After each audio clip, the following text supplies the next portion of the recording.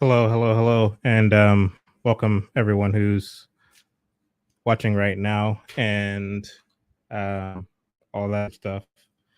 So I'm doing this impromptu live, and I want to go live more often, actually, and talk about things that are in the news, things that are happening in the culture.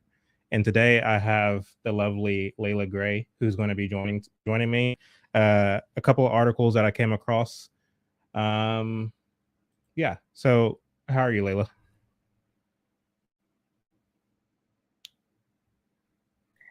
Hey, I'm Oh, doing well. there you go. Cool, cool, cool. How are you? I'm good. Just enjoying the Good, good, coffee. good. I started using Twitter, and wow, I thought Instagram and TikTok were Let me try to zoom in a little bit so I can be on Layla's level. Nice. All right. So, what have you been up to lately, Layla?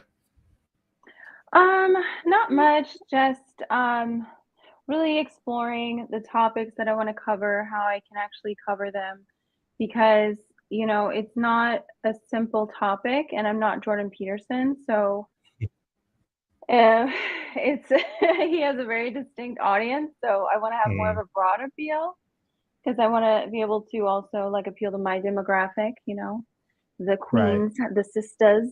So, The sister, just kidding. Just, I want to have a the broader black appeal. magics of the world. Yeah, the black girl tragic, as Lance would say. So, yeah, just trying to explore how I could approach that, how I could do that, and what Yeah. that looks like. So it's been fun. Cool. Have you been paying attention at all to like the political climate, specifically with like who is throwing their hat in the ring for the Republican nominee and all that good stuff? If so, Yeah. who who do you like so far? Well, I think I don't know why I'm gonna call him Robert. Isn't that his name? RFK Jr. Yeah. I like him a lot, and I think he would be a great, runner for the Dems. Um, I think he's a great guy and what he fights for. And we all like the Kennedys a lot. They're pretty cool. Black people like them, so that's good. Um, but yeah, I definitely think Trump is definitely going to take the lead for the Republicans, and I don't know. We'll see what happens, how it can actually work out because it's just so disconcerting to know that the Republican Party is like approximately 0.0.1, like 0.0001% of their effort to like target Gen Z or anyone under like 50 or 40. Um, so, like whoever they can get, whoever Yeah. they can win over, I guess. Yeah. I think and this is just speaking for myself, I think partisan politics for the average person is kind of played out. And Yeah, I they're don't over it. think I mean, for me, because I used to call myself a Republican. I never really called myself a Democrat per se. But when I found out everything about like basically Republican Democrat history and realized that the Democrats have always been trying to push this kind of agenda that exploits and takes advantage of people's ignorance. I just didn't want anything to do with the Democrat Party anymore. And then naturally, I associated with the Republican Party, but then I realized, well, they're either naive or privy to or uh, playing a kind of part in the agenda to expand the government. And for me, I thought, naively that republicanism means getting back to the constitutional republic, getting back to that. But the reality is, many of the politicians, as far as I'm concerned, who are in office, um, couldn't care less about the Constitution and are more interested in their donors and gathering for themselves more power, more personal funds, so on and so forth. And so, again, like whenever you, for example, saw when Trump was in office, and Republicans had control over Congress, they passed, I think, the biggest omnibus bill in American history.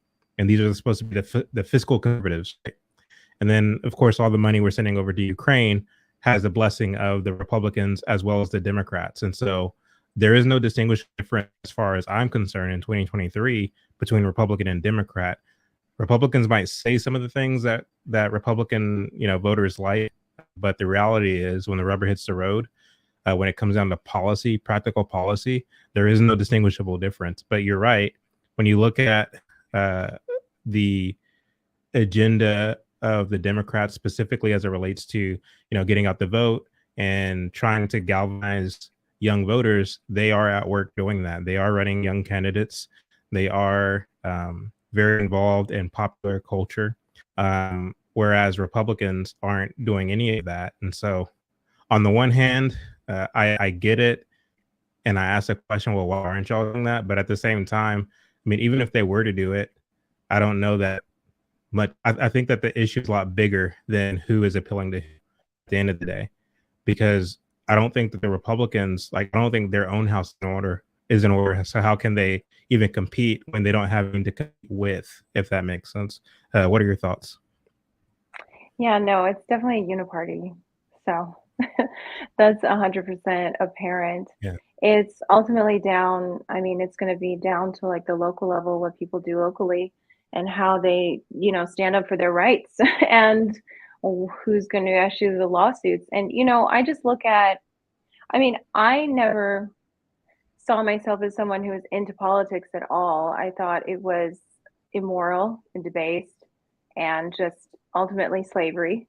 So it was only around 2020 that I said, okay, well, politics is going to care about me and be in my business. So I need to, at some level, become aware of it. And, I just see people largely on the Republican side, again, because also traditionally the Republicans are the more conservative, more religious. That side was the side fighting for basic human rights at a time when it seemed like the whole Democratic Party was just lockstep. Yeah. And a large majority of the Republican Party as well. It's just, that was what I saw being cut out. So I definitely had no problem with aligning with those people and considering myself part of those people.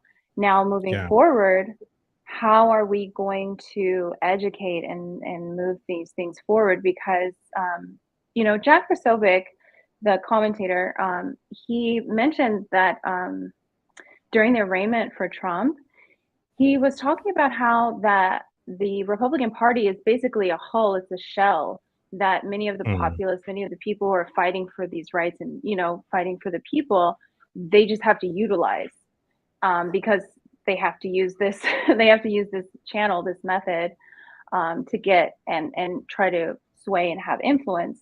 And I think that's pretty accurate. There's no Yeah. way you can permeate the Democratic Party, but at least on the Republican side, if you do participate and you do take action at whatever level you can, I think there's a little bit more wiggle room. But I know tons of people say that's still immensely challenging to try to make Yeah. positive change. You had mentioned earlier that a lot of people love the Kennedys, and I've noticed that too. And I'm going to have to be completely honest with you. I don't really see what the big appeal is. I don't see what the big draw is to the Kennedys. Doing my own research, I found out a long time ago that the Kennedys were deeply corrupt as a family. When you look at the time that John F. Kennedy ran for president and came on to the scene, you had at the same time happening in culture this kind of rebellion against the adult generation or the adult society that was happening in media and entertainment, even in academia to a large extent. And John F. Kennedy, who was young, who was charismatic, he kind of fit the mold of what was also going on in the culture. When you look at a lot of the propaganda that was being circulated around the time that John F. Kennedy kind of came to popularity, a lot of the propaganda was not very accurate in terms of their assessment of the adult generation. They kind of built a straw man, the adult generation, and the adult generation who was not privy to or not very um, uh, knowledgeable when it came to communicating in the same way that the youth were, especially with music and rock and roll. They were just kind of behind the eight ball, so to speak.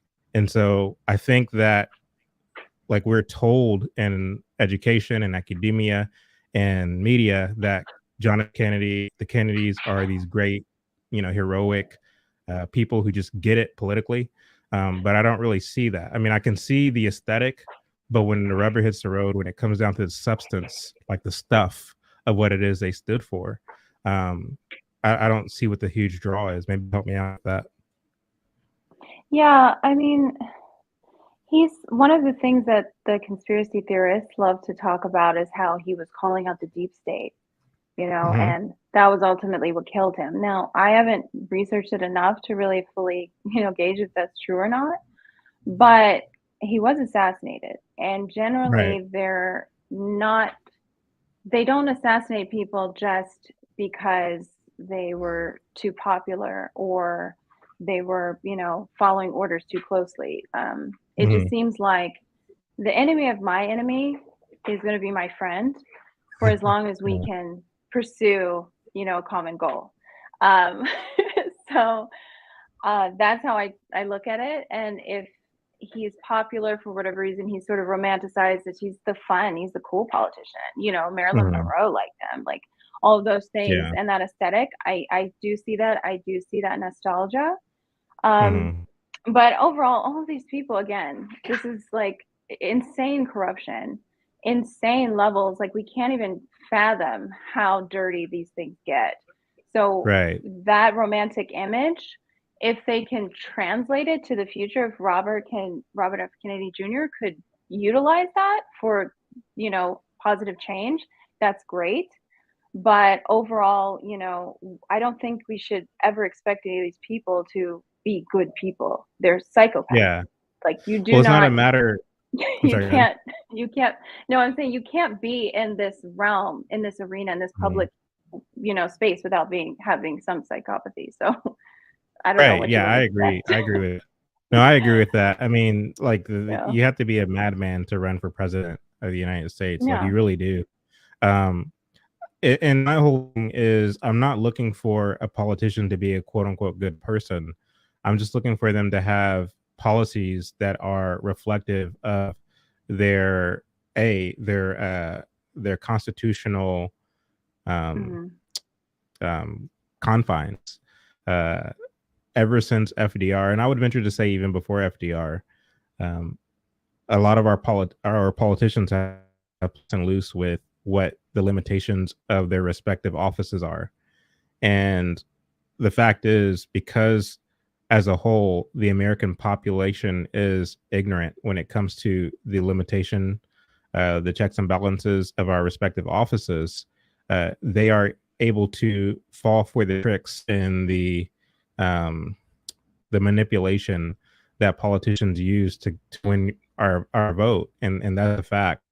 So even though a politician is saying something that sounds good, very rarely do we, in our space, or just a lay, very rarely do we even ask the question, well, is what you're proposing even constitutional? And it's a runaway train at this point, and I don't know how you rein that in. Um, but I don't know. I think it's sad what's happening to the country. Um, and my whole thing is like, okay, if you want a different country, like if you want a different constitution, then it might be time to ratify it, like, or not ratify. What's the word I'm looking for? Amend it. It might be time to go a different direction if you believe that this experiment failed. But I feel like the Constitution is kind of this prop, you know. Very rarely do we actually adhere to it, unless, the only time we adhere to it is if somebody on the other side of the local aisle does something that we think, okay, now we can sack this person so we can get our own person in. That's the only time it's ever applied. But other than that, I mean, it is a runaway train. I don't care if you're talking about Ted Cruz. I don't care if you're talking about, you know, um, anybody else who is in office. Like, all of them are corrupt as far as I'm concerned. Um, of course, that's not a message that carries during elections, because people want to be sold an optimistic uh, message in the primaries and in the general election, and we want to pretend that everything is okay, But the reality is, like, um, keep voting for these people and placing band-aids on the problem, but the reality is that the problem is a lot deeper than just casting a vote. Like, the whole system needs to be reformed, not for revolution, but for the sake of getting back to what was originally intended with our constitution. I know that sounds like a very nerd thing to say, but it's like, I mean, the direction that we're going in, I don't think is going to be sustainable for much longer. Yeah, It I seems like our agree. politicians are basically priming us, priming our government, priming everything for a kind of global agenda. That's the decisions that they are making are, in my opinion, intended for that ultimate goal. Um, yeah, so I don't know. I've been kind of monitoring for a long time, so I'll go ahead and give it back to you. Yeah, no, I have a less nerdy way to put it. We have to the reconquest of America at our hands. That's what we have to handle. Like, we have to Yeah. take back the entire country, retake it over. Like, someone in a live chat was talking about how it was like, with the Spanish when they had to take back Spain from the Moors. Hmm. Um, so I think that's pretty accurate, honestly. But Yeah. yeah, I mean, we do have a larger issue. And as I'm learning more about politics and evolving my understanding of it, um, my cat is knocking down my backdrop. As I'm evolving my understanding of it, um, I'm learning about what it means to be a citizen. What does it mean to be a free citizen versus a Mm, peasant, a serf, the feudal system that they were coming right. from? What does that mean? And it takes a lot of responsibility. And people have been giving up that responsibility for decades and decades and decades. They don't even want to Do you grow their own believe food that anymore. do you believe that people are just Yeah. kind of operating on autopilot? Yeah. No, I think that it's a very complex problem, obviously, and I think it originates with the fact that we're also being purposefully poisoned. I think Mm, that's playing a much larger role than I think any of us are fully, like, ready to comprehend, because the amount of poison that is in our food, the amount of damage that is done to our bodies on an everyday basis, and I was discussing this in a separate live also. You can't talk to someone who has so many, like, free radicals in their brain, so many toxins in their brain, that they can't even yeah. utilize the organ properly. Because we always think about thinking as this, like, that's like just mist and foam, but it's it's a physical thing. Thinking and thoughts evolves around neurons and being able to send electrical signals. So if people are being poisoned through the medical industry, and God, like, let's not even talk about what's going to happen with these Gen Z kids going through early menopause, among other things. But if they're not able to function and think and utilize the full, faculties of their brain, how are we going to have a moral society? How are we going to have a society that holds its politicians accountable? You're just not Yeah. going to do that. So that Right. is the larger question, and that's something that I think we're starting to recognize and adhere to, because once all of this collapses, once all this continues to collapse, the people who are sound mind and body are going to be the ones who are going to say, hey, we have to do something because the zombies are here. Like, we can see them.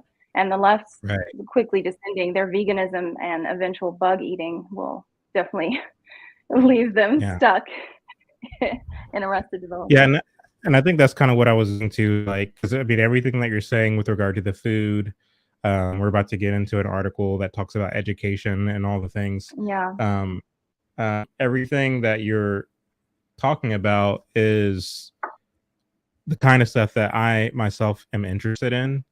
And I feel like to the extent that we get caught up in the uh, bedazzled aesthetic, the shiny kind of ribbons of this politician or that politician, and saying, yeah, we should vote for this person or that politician. Like to the extent that we get caught up in the circus of who is or is not running for office, and we're not applying everything that you're talking about in terms of asking the right questions. And this is one of the things that irritates me about debates is like these moderators never ask the right questions. They ask the kind of, TMZ or Entertainment Tonight esque questions, and they don't really get to the source or to the bottom or to the breadth of what it is that's at stake or what the issues are.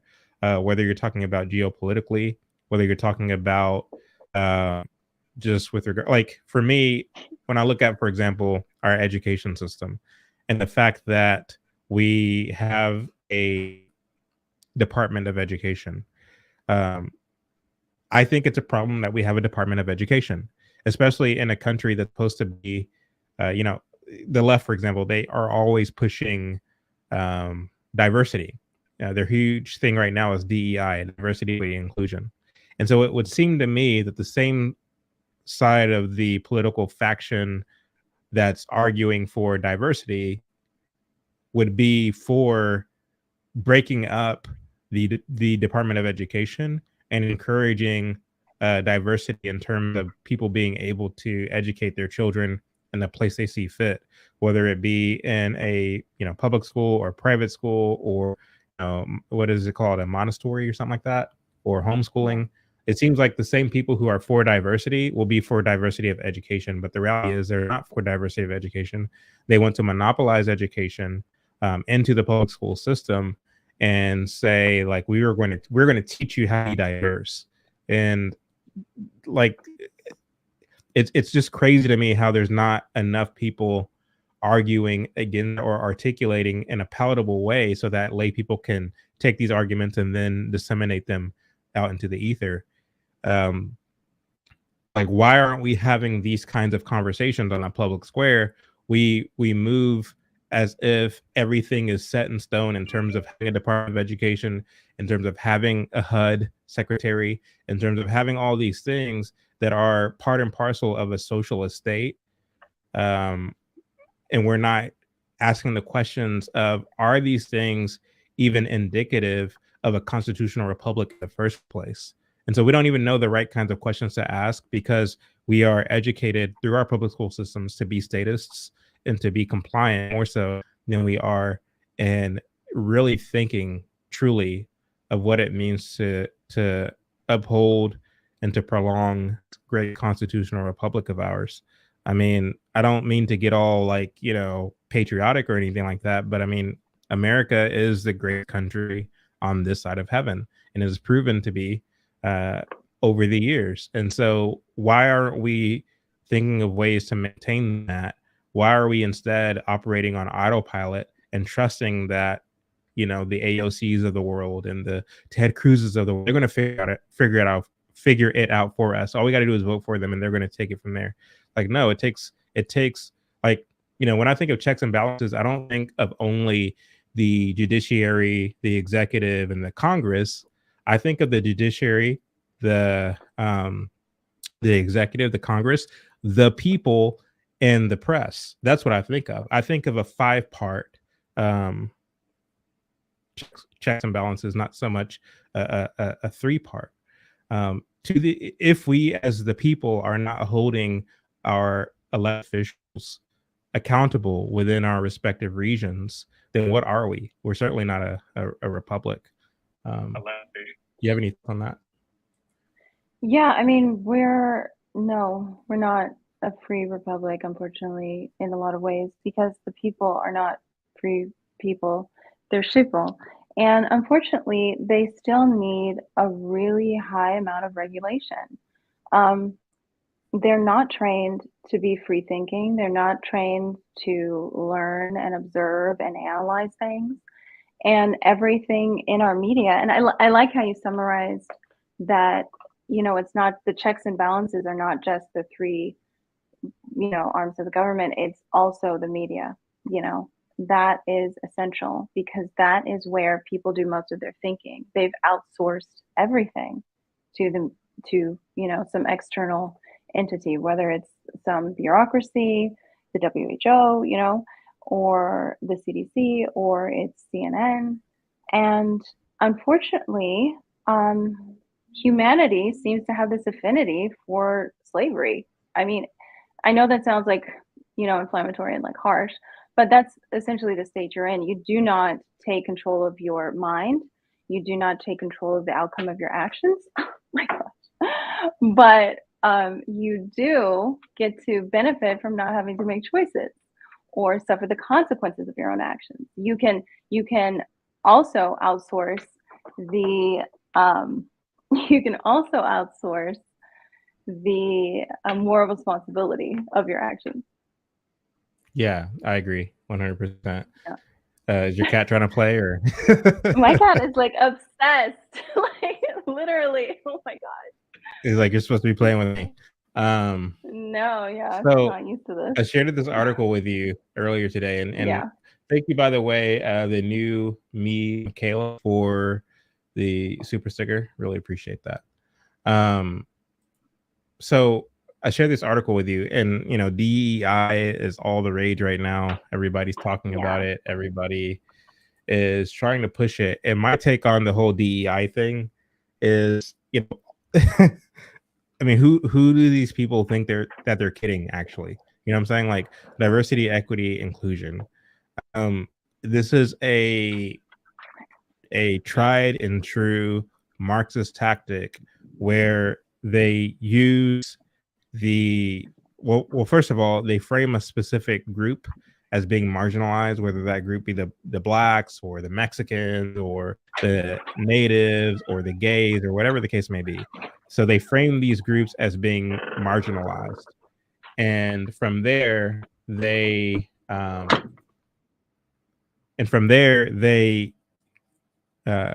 so once they've postured this desired group as being marginalized, they then say that because these people's voices have been suppressed and oppressed for so long, we need to listen to them and listen to their critique of this Western society that's been white dominated for long. And if we listen to these people, we can understand and learn how to become a more progressive country, a country that includes everyone and includes everybody's opinion and includes everybody's experience.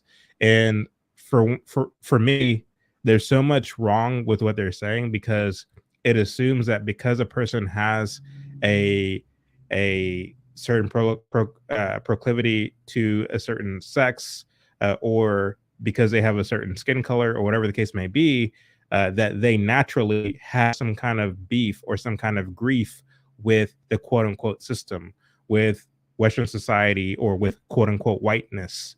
And so what these people have managed to do is they have managed to assert that there is a such quote unquote whiteness, and that whiteness is oppressive to people of color, quote unquote, to LGBT, to indigenous people, to whatever the case may be. All that is pure, all that is holy, all that is good, whiteness is antithetical and oppressive too. And so as such, we need to elevate and celebrate diversity, diverse people groups, diverse opinions, diverse thoughts, so as to criticize whiteness, to minimize whiteness, and to build a kind of utopia on quest to progressive nirvana. And that is ultimately what the goal is. And I'm not just kind of speaking out of my rear end. Like when you read their literature, when you read the articles and the books on critical race theory, when you read the literature on SEL, social emotional learning, when you read the literature on culturally relevant learning, right?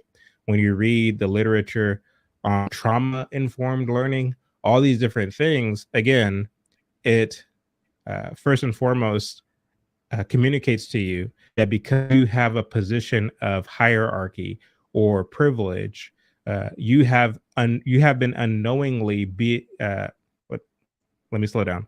You have been unknowingly being oppressive to these people who have suffered a certain trauma as a result of their blackness, or as a result of their gayness, or as a result of their queerness or transness or what have you.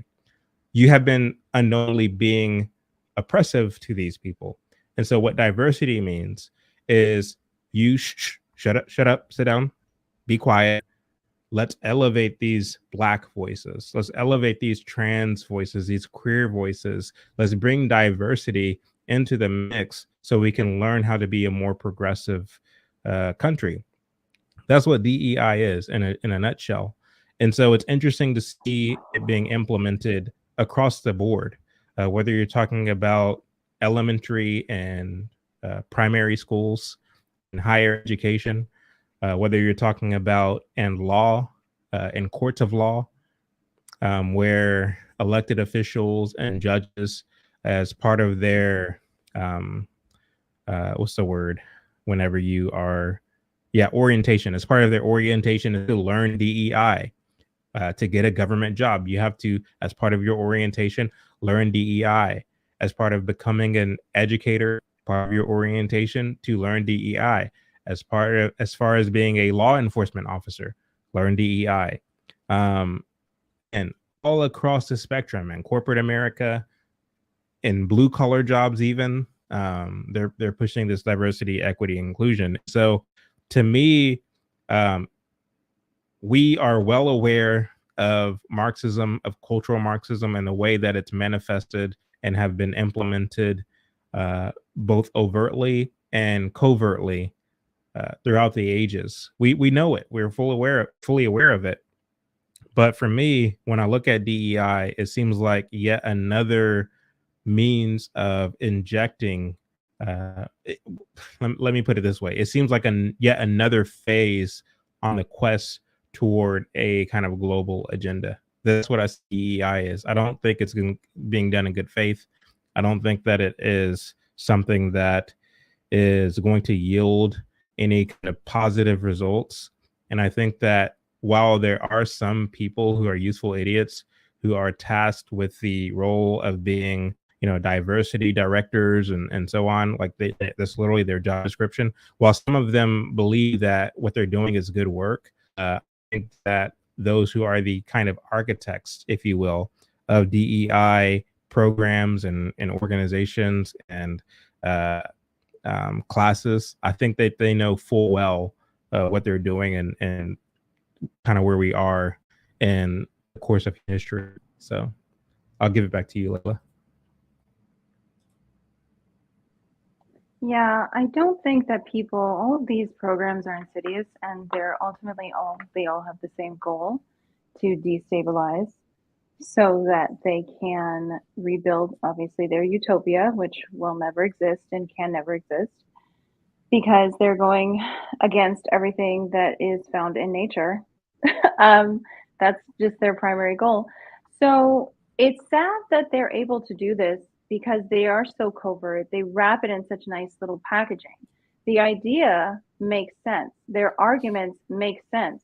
But once you start to see the outcomes, that's when you see, okay, this is actually not going to achieve the goal that I want. It is nice to have diversity. It is nice to have people who are, look like and can identify, because people are so insecure. Ultimately, this goes down to people's insecurities and wanting to be seen as validated and part of the tribe or whatever it is. But you should have a group based on merit, based on what they achieved, and leave it at that. It shouldn't be, I need other Black women at the job. Well, I do need to atone for my privilege also, because I was told by an MTV documentary recently that I have light skin privilege, so I need to atone for that. So What a mess. I don't know how I do that, but it primarily focuses on me, like letting someone yell at me. Anyway, so so all of these programs, they have one objective. Leftism is about destruction. It's about destroying things. It's the decay process. And if we could articulate that, for example, to help people understand that all of these things, yes, they break down this sort of rigorous hegemony, this uniformity, like it's not all white men here, it's going to have some diversity. Yes, it breaks that down. But if you watch it, just like, something organic would break down and decay, it does loosen the skin, it changes, but then eventually it becomes rot, and if we could somehow explain to people that, yes, as you break these things down, these institutions, the structure, you will have more flexibility, but eventually, if you keep going, it will completely decay and rot, and there will be no substance, there will be no stability, and all you'll have left is this, carcass of what was something that was strong and viable. And, that's what we need to be able to communicate to people. We need to validate that, yeah, I get that you want to feel seen and heard and all of these things, which honestly, you need to be seen and heard by your family and community. But anyway, not your job or your school curriculum. But it's all in how people need to be appeased. Because if we just recognize that people are not going to think long term, they 100% lack foresight.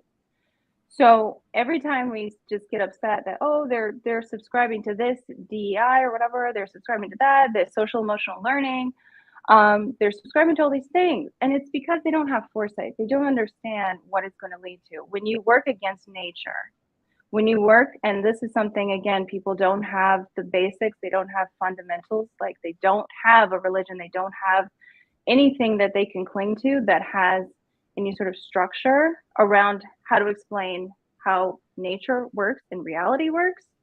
So for them, there is no north. They're just spinning around. And all of these things sound good. And eventually they see, oh, it's actually leading to all of this crime. It's actually leading to people suffering more and more. It's actually leading to severe psychological trauma because they decided to take puberty blockers when they were like 12, all of these things. And unfortunately, the leftists know that it's going to happen, and they plan for it, and they have contingency plans for when it happens, and they know how to discard the refuse once it's all used up. Oh, once the school collapses and the city becomes unlivable, oh, move on to the next phase. And that's what they're for. That's all they do. And it's sad and it's hurtful. Like, I don't know, I don't want to get too off topic, but if you see like more and more leftists, prominent leftists, like Anna Kasserian from the Young Turks was talking about how the violence and the policies she voted for, ended up hurting her. She was assaulted. All of these things, it's going to come to collect. And I feel like that's the only thing sort of fair in this whole process. Unfortunately, too many people who didn't, sign up, they do suffer also, but it's going to happen. When you try to go against the laws of nature and reality, objective truth, you're going to face it. It's just, we sort of have to be pulled down with it. Unfortunately, you have a fantastic way of putting things. So I shared this article with you earlier, and it's funny because it was written by Bloomberg News of all things. Are they? I don't know if you're familiar with Bloomberg. Are they like? What is their kind of? What is their leaning? Are they more centrist or left or right? Like, what's your take on them? I feel like they're more centrist. I feel like they get away with a lot, and they objectively like state things. Like the Bloomberg did something on the Little Mermaid, and when I tell you they dragged did you say Little Mermaid? The little. I'm sorry. I just said the Little Mermaid. The Little Mermaid. Yeah. When they did the review of the Little Mermaid. Huh? I said, is she a rapper now? I know, so they dragged her to the bottom of the sea. They were saying it's such a flop, it's waterlogged, it's terrible. So I think that they're not super woke. They're definitely not the Atlantic. Check out that article too if you guys want some Okay. entertainment. It was hilarious. Yeah. Yeah. Do you think that there's such a thing? And I don't mean to get like real deep, but I just is occurred to me. It's something I think about often. Do you think that there's such a thing as neutrality? Do you think real? No, Okay. no. You Well, can't be qualify that. neutral. Yeah. You can't be Qualify that if neutral you can. because we are not at the plane of existence where you can be neutral. Like we're Mhm. in the mud, we're in the dirt, we're in this physical reality, the matrix, whatever you want to call it. There is objective truth, there is right, and there is wrong. And I know that it's hard for people to like just check it out. They see all these bad things happening. They see the wolf, attacking the lamb and feel bad for the lamb. And, they think that, oh, it doesn't matter, but it actually has purpose and balance and harmony. Right. And that's the Mhm. thing that the left wants to throw off.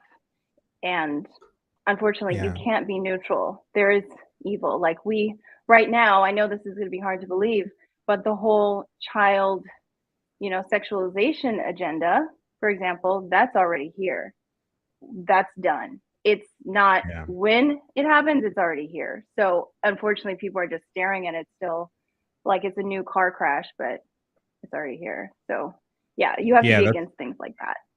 that's very well put. That's very well put. I mean, when you look at like the emergence um of secular humanism, do you consider yourself do you consider yourself to be a humanist by the way, or no? um, I don't. I think that the human form is a degraded form. Mhm. So I don't know much about humanism. I just know that we are at a lower state of our like what we have a potential, because we are made in the image Mhm. of God, for example, and Right. we're not living up to that image here in this plane. It's like pretty impossible. So I I agree don't with know that. about I agree humanism, with but that. yeah, Like I I know, think like for we should example, be Coleman pro-human. Hughes. Yeah, Coleman Hughes. Yeah, he considers himself a humanist. So too does John McWhorter and Glenn Lowry. Of course, these are people who don't believe in God, and they believe in human evolution and kind of natural selection, and as such, they would consider themselves humanists in that there are things that are just common sense in terms of what is good and what is evil, and Mm-hmm. we have to basically resolve to do what is good. But they kind of find themselves in quite a conundrum because it's like, okay, if you're saying that there is no God, then you're necessarily saying that there's no author of morality.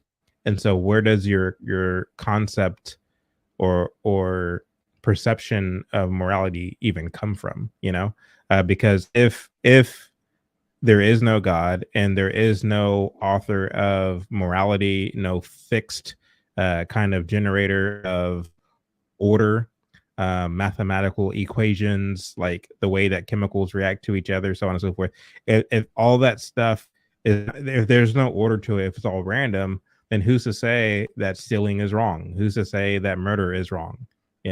Because the murderer can justify their murdering someone. Oh, my wife cheated on me with my brother, and I felt a certain type of way about that, and so I killed her. Are you going to deny my emotions? My emotions are real. My feelings are real. You can't tell me my feelings aren't real. My children needed to eat, so yeah, of course I stole bread from the grocery store. Are you going to deny my children their hungry bellies? I mean, it's not so much my stealing that's the issue. It's this capitalist system that exploits labor and that seeks to get rich off of my hunger. That's the problem, not so much, you know what I mean? So it's like you can justify literally any crime if there is no God, if there is no author of morality, so to speak. Humanists believe that a person can be good without God. Um, that a person can just resolve to be a good person, but again, you kind of work yourself into a conundrum because it's like, how do what's your definition of good if there is no God, if there is no um, if there is no author or generator of life. And so for me, it's like, you know, when it comes to neutrality, I would agree with you in that there is no such thing as neutrality, is because um, when it comes to right and wrong, there is no gray area. There's only black and white, and really, it's up to the judge's discretion and or who we vest the power, to be judge, whether it be in a constitutional republic, in a communist system, and whatever the case may be.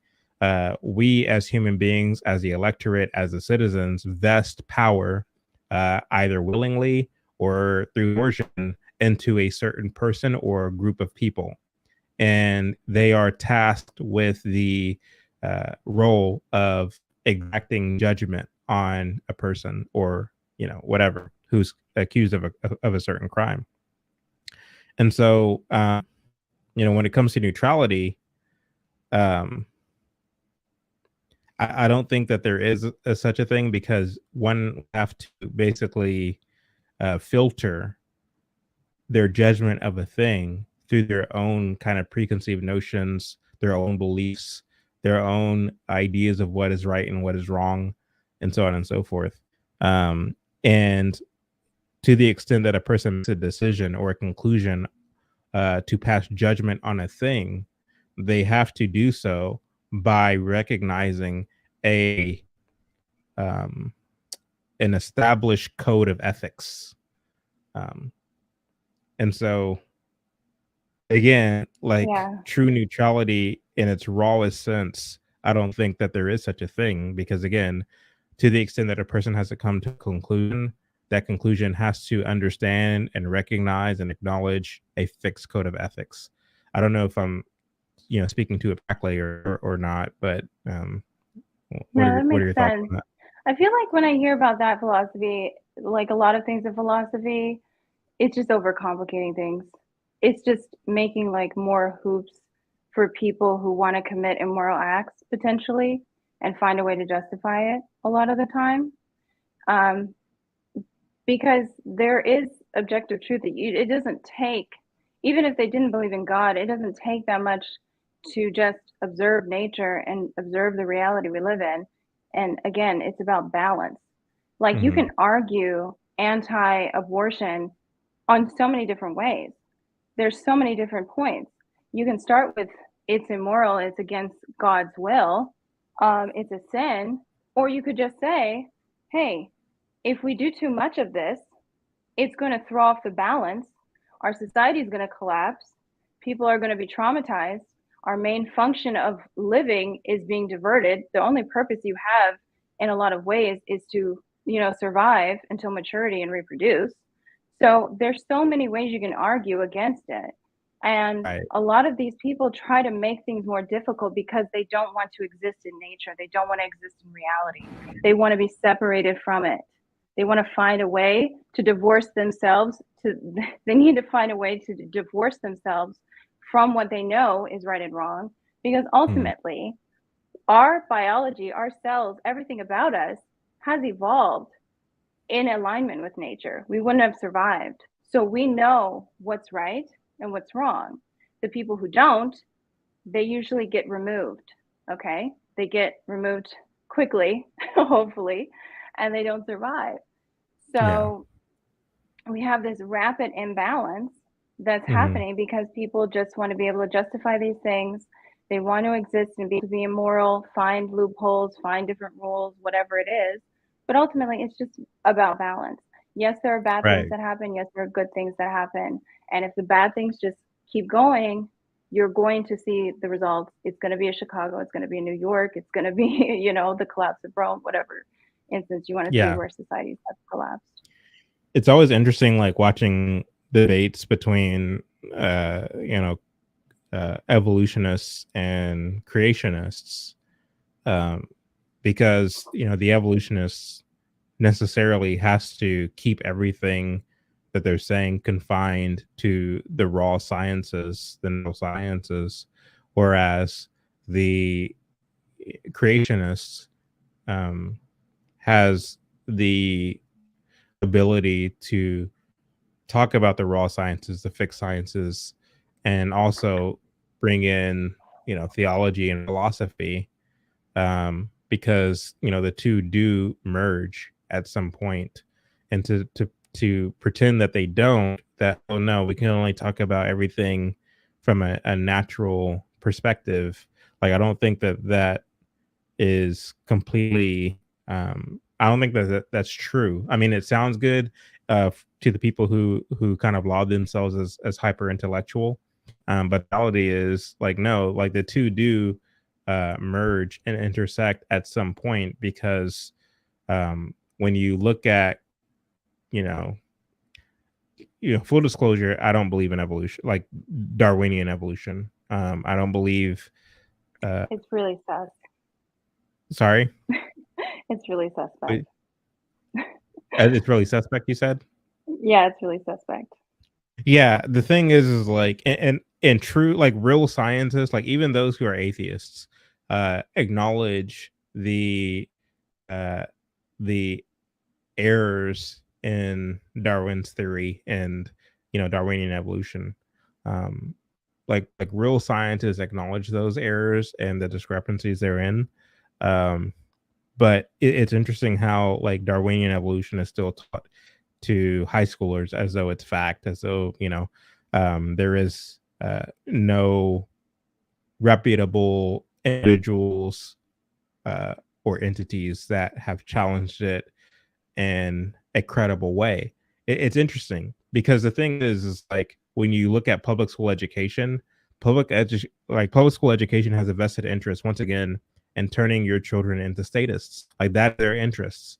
Their interest is to make you, as a student, to, once you become an adult, to be yet another cog in the wheel, to not challenge the state, to not challenge the agenda. Keep your mouth shut. We know what's best. It's very kind of Walter Lippmann esque, and like, that's their engine. That's their agenda. And so for me, um, it begins to make sense that they would teach Darwinian evolution back, because, like, you have two opposing worldviews. On the one hand, you have Darwinian evolution, which says that you are a random kind of clump of cells that became a human being. There's no objective morality. Everything's fluid. Everything is subjective to one's own, um, you know, uh, uh, whim, so to speak.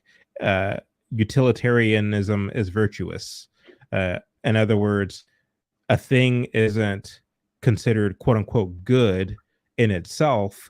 A thing is considered good to the extent that it yields for the individual or for the group a desired outcome. So it becomes this thing, of utilitarianism versus deontologism. The individual who is deontological believes in duty, believes that a thing is good or bad in itself, whereas the utilitarian person believes, I'll take it back to the stealing of the bread from the grocery store. A utilitarian person would say that it was good for that individual to steal the bread because it meant that his children got to eat that night, right? So the act of stealing, utilitarian, isn't bad in itself because it had a desired outcome.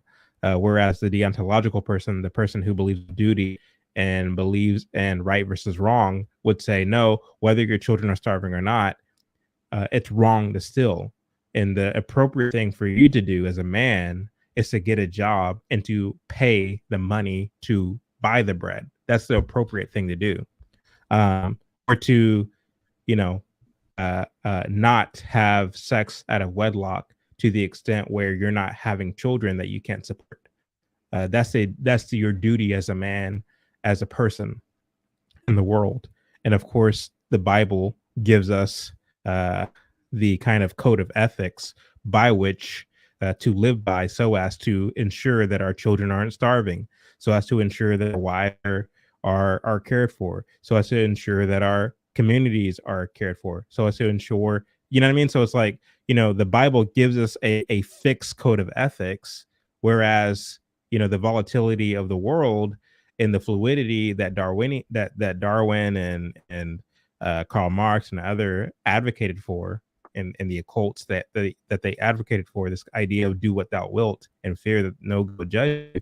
It's this kind of chaos that they're advocating for, which breeds um, um, hostility, animosity, so on and so forth. So I'm kind of getting, away from the matter at hand, but Yeah, you know, um, we're getting into deep waters. Deep waters. yeah, yeah, yeah. So it's like, I don't know. It's just interesting because, um, when you look at our public schools and they're teaching Darwin, who was an occultist, who didn't believe in God, who believed that there is no fixed code of ethics.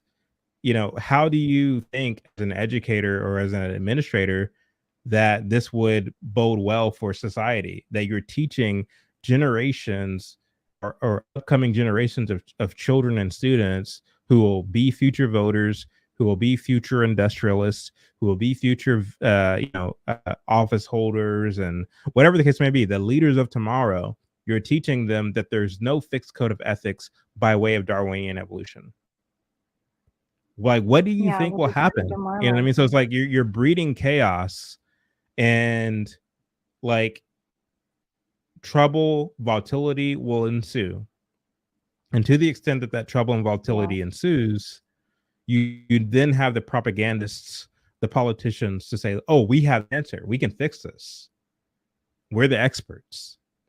If you only vote for my policy, if you allow us to implement our policy, we can fix the climate, we can fix xenophobia, we can fix racism, we can fix immigration, we can fix all the things that ails society, and we can move everything into an egalitarian, equal, utility, or utopian-esque kind of nirvana.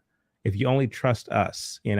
And so, like, when I look at the propaganda that is inundative, or that is prevalent in our education, um, I see at the source of that this notion that there is no God, that there is no fixed moral code of ethics, that everything's fluid, that everything is subject to your own, you know, um, desires and your own subjectivity.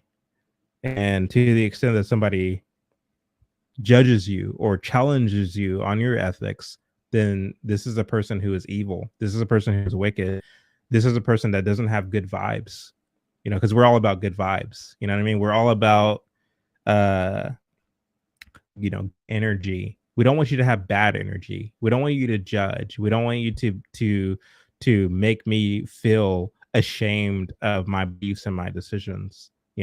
So this is kind No, of it's where we even are as a more society. insidious than that. They don't want their worldview challenged at all because they Yeah. might have to acknowledge that, and that would make them responsible for even acknowledging another opinion. See, they're trying to escape responsibility in every aspect. That's why they're trying to pretend there's no fixed rules, there's no laws, there's no balance, everything's just whatever. Um, and if you think about Darwin as well, someone in the comments mentioned, Darwin did this specifically, this research out of spite for the church and religion. And the Darwinian theory of evolution, it keeps you at a very physical plane. We are just physical entities. There's no Adam and Eve. There's no spontaneity. We're just, meat vessels. We're just dirt that just somehow eventually animated to have this unlimited capability. It keeps you in a very, very fixed reality where there is no spiritual world.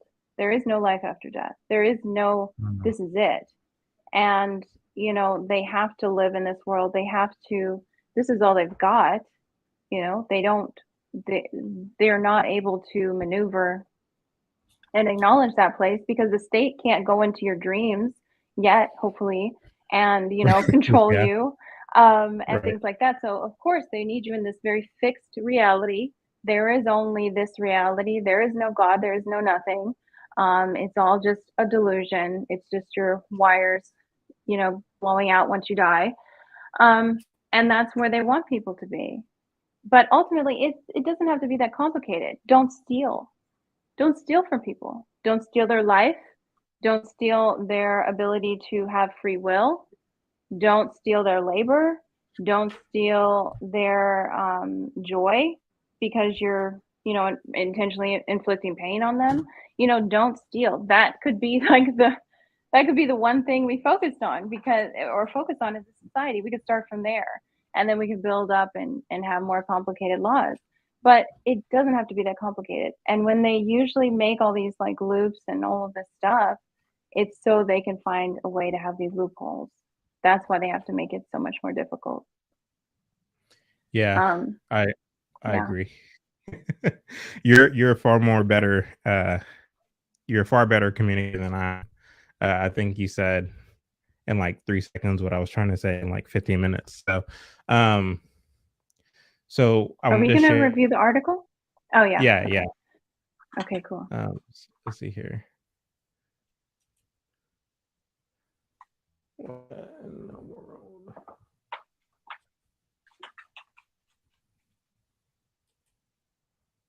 Yeah, great comments. Everybody's sharing some really good comments.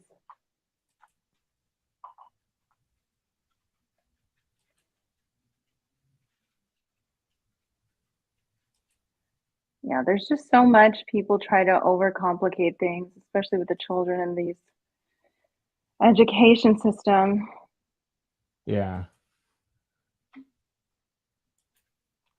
And I just hate that they try to condense morality into like, oh, it's this religious doctrine and this sect. It's based on Catholicism, or it's based on this, or it's based on that. And it's like, these have to be pretty universal principles. We're all human Right. beings. So that argument that they make is just null. It's like every single society that's functioning, that is able to reach any sort of level of stability, has to maintain these principles.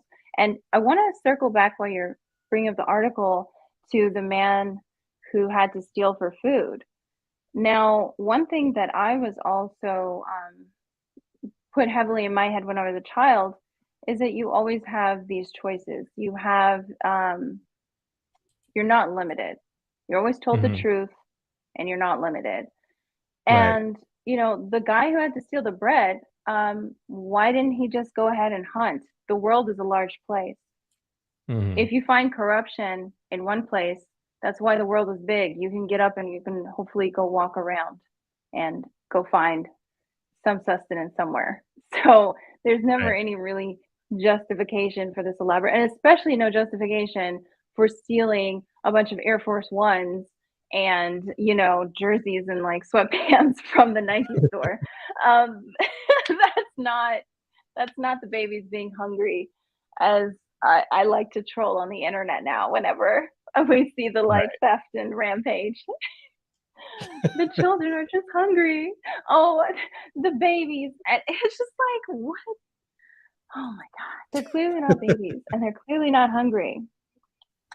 No, So, but like this kind of goes to show like how those on the left, the proverbial left, and kind of struggle to even use that word, the left, because or that phrase, the left, because it's like it's not just the quote unquote left. Like a lot of people who consider themselves conservative or who vote Republican do this as well, where they justify um, clear crimes or sin because they see it as this kind of gray area kind of thing.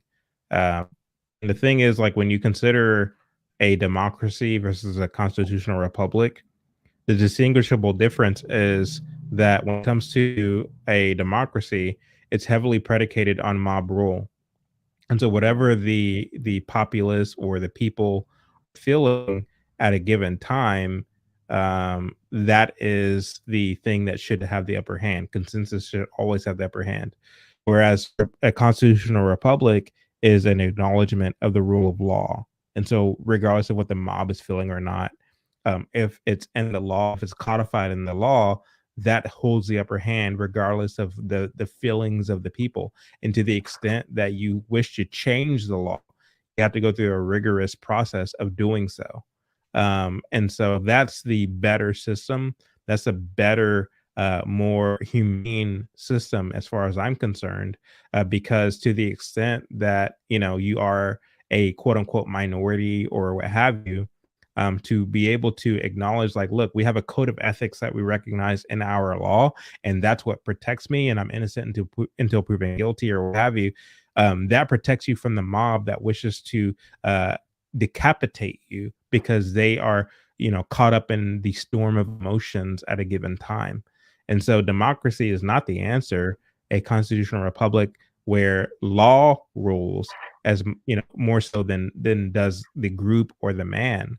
um, that's a preferred system. And as Thomas Sowell says so eloquently, um, there is no such thing as a perfect system. There's only trade-offs, and we have to, as such, uh, determine what are the net positives and the net negatives of a specific idea, and these are the things that we as human beings have to analyze, um, um, acknowledging all the while that there is no such thing as a perfect society or a perfect idea. So I'm hoping that makes sense. So Yeah, it does. It's um, more complex than people want to take responsibility for ultimately. no, but I like how you are able to to simplify things. Um, so here we go. All right, so here's the article. It's like I said, by Bloomberg, and the title of it is "Parents Sue Elite Schools for Indoctrinating Their Kids with Anti-Racist Policies." Now, when I shared this with you today, Layla, one of the first things that you said, which is so on the money, which is it's not only the public schools, it's actually also the a lot of the private schools or the elite boarding schools that are also preaching and teaching this kind of propaganda. Do you mind expounding on that?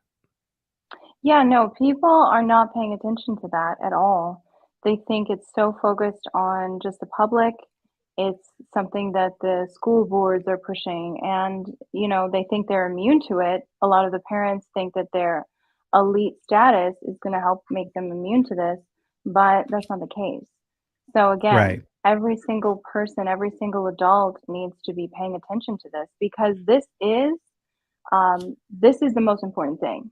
Indoctrinating children is the most important thing. I don't know. I don't care what anybody says. Once you're an adult, you're done. Like whatever, you're gonna die soon. That's what they consider. The children have the energy. The children have the malleability. They're malleable enough to be indoctrinated to really take whatever indoctrination they have and push it even further. That energy, that stamina, that focus, that creativity, that passion, it's largely lost in most adults. Most adults are beaten down by trauma and all of the things, like somebody broke up with them and they got a divorce or whatever, and so they're broken people. So they want the kids, and people do not think about that because they're not propagandists, they're not social engineers, they're not running things. Okay, so for them, they think they're the ones who are important. Oh, it's Jim Bob or it's Kelly Ann or whatever. Yes, they're critical, but if we fully just focused on how important these children are, because they're the ones who are going to push this even further. They're the ones who will have no point of view. They will have no normal to reference. That's what we keep forgetting. There is Right. no, pre-COVID for a lot of these people. They don't know a reality without that. And people are just Yeah. so stuck in their own egos that they don't recognize it. So yeah, it's everywhere, and it's the real. This is the real thing. This is what's really important. Yeah, 100%. So yeah, I live in Dallas, and I have some friends who actually live in Highland Park, which anyone who knows anything about Dallas knows that Highland Park is the more affluent part of Dallas. The houses there, I think on average are about $5 million, and I know people specifically who moved to Highland Park because they wanted to get their kids in school, and they believe that, if I get my kids in these schools, then they'll get a superior education. And although that may be true in some respects, the reality is that Highland Park, as well as Mansfield, as well as a lot of these, more affluent areas across DFW, are just as woke as, some of the more urban or quote unquote lower income school areas. Yeah. And so it's inescapable, and it speaks to the pervasivity of it all, which I was talking about earlier, where you can't get away from it. Because the thing is, this language, this propaganda relies upon deception. It relies upon good, high sounding pitches to show you or tell you that, look, we need to be more progressive. We need to be more diverse. And the only way to do that is to teach a certain kind of curriculum, um, because that will help us be more diverse. That will help us be more inclusive. That will help us be more tolerant. And so they rely upon Yeah. this kind of language and this kind of rhetoric to push what it is they're trying to sell. Because if they were to come out and say, "Look, we're Marxists and we want to teach your children Marxism," if they were to do that, of course they'll be laughed at court. They will, nobody would give them the time of day. But they understand the ignorance, the susceptibility, the gullibility of the larger society, and as such, they're willing to manipulate and utilize emotions to really push what it is they're trying to sell. And elite school are not what's the word I'm trying to look for? They're not Anticipating it or prepared for it? well, they're not, yeah, that, but they're also not above that. They're not Oh, uh yeah. yeah, They're they're not not immune. That's for sure. right. They're not immune. There you go. They're not immune to it. Mhm. Uh, so this Before we get into article, article, I just wanted to make one point that I yeah. think a lot of people should take away. All of this, like diversity, inclusion, all of this stuff, it's so insidious because if you think about it, the way that they form their language and their worldview, they're simultaneously cementing the idea of white supremacy. White Mm, people will always be at the top, and you will always be a subgroup. You will always be a minority. There's no wow. exit, there's no escape of it. When you call yourself a person of color, you're a subcategory of human. Okay? There's human, there's people, there's Americans, they're white, and then you're a minority, you're a subgroup of that. So just in Wow. every way that Yeah. they form it, it really solidifies the thing that they say that they don't like, but they're reinforcing it even harder. They're making it so part of your identity that you cannot escape it. So I think more people need to call that out because it's Mhm. absolutely ridiculous and it just shows the insanity and the depravity of the left. Wow. Lily's preaching tonight. I need to pass around the plate. So Yeah, we need to let's get the likes up. That's for sure. so this article reads as follows. When Jerome Eisenberg, so a Jewish guy, um, enrolled his daughter at the Brentwood School in Los Angeles, where Adam Levine, yeah, it's an interesting note here, where Adam Levine met some of his Maroon 5 band members. The investment manager says he expected her daughter, or he expected, is it his daughter, to get Yeah, a his daughter. traditional liberal arts education. Um, but after the murder of George Floyd, the 500 or the $50,000 a year school said it was reimagining. There's that word reimagining, right? It's reimagining its purpose, quote, with an eye toward anti racism and diversity, equity, and inclusion, or DEI. In Eisenberg's view, Brentwood was pulling a bait and switch on parents. He sued the school last year for breach of contract, civil rights violations, and emotional distress. So, Leila, talk a little bit about how the George Floyd kind of incident, how it, in a sense, evoked this kind of emotion. Like, what kind of emotion did the whole George Floyd incident evoke in people? in your opinion? Yeah, so this is a prime example of there's a lot of people during the 2020, that said, "Oh, there's no way this could be orchestrated. There's no way. It's just too much. It's too big." And again, people don't think like propagandists. They don't think like world leaders. They think like regular people. They think like peasants. They think like statists who just, vote and go to work. And the idea that they're going to manipulate and build up this huge thing where they get people into a very vulnerable state, okay, with all the trauma of the 2020 and what was happening. I don't want to say the word, I don't know if they still ban you from it, but the pandemic. And then they orchestrate this grand gesture, this sacrifice that they put out. And then all of a sudden, they have all this curriculum it was just sitting there. Someone just came up with it like over the weekend. No, this was all orchestrated to push this agenda forward. And whether or not it was a coincidence that they just had it ready and they saw, okay, this is happening, this is going to be a great time. We can, use this. Whatever the situation was, they had prepared for it. They were just looking for a right emotional state, a right stance, a right way to justify what they were doing when people were overly emotional, when for whatever reason they felt that Black people's criminality is just so inescapable, and whenever they get prosecuted for it, that means that they are only second to, probably like on par with Jesus Christ for these leftists. These are their saviors. This is their saint. So it's again, and even with that framework, it's like, why would you utilize something that's so debased, so immoral, someone who's a criminal? Why would you use that to justify some sort of good that you're going to do in the world? Like that doesn't even make sense. It's all left. It's all inverted. That's all they do all day. So it was the right time. People could not form the right arguments against it. It seemed like the logical next step. We need to be anti-racist because again, Black people and people of color are always going to be underneath white people, no matter what they do. And that's just how it is. There's no common ground. There's no how do we find that way to see ourselves as equal to these white people, which they worship, by the way. I don't know if you guys ever talk about it on this platform, but but the most astounding thing with me is how much Black people are white supremacists themselves.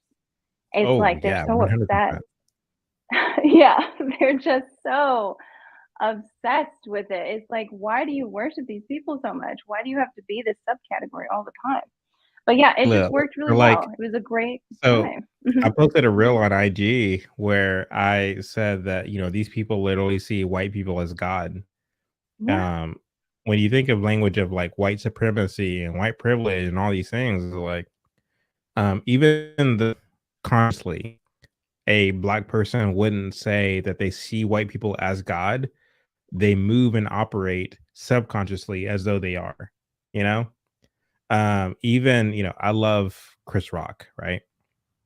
But even in his last Netflix special, what did he end his, comedic routine with? My mom or my parents told me never, fight in front of white people, right? That's indicative of this concept of white people are God. They kind of set the standard, and we have to abide by that standard. But the reality is, the standard isn't indicative of whiteness. The standard rather is indicative of common decency, of universal decency.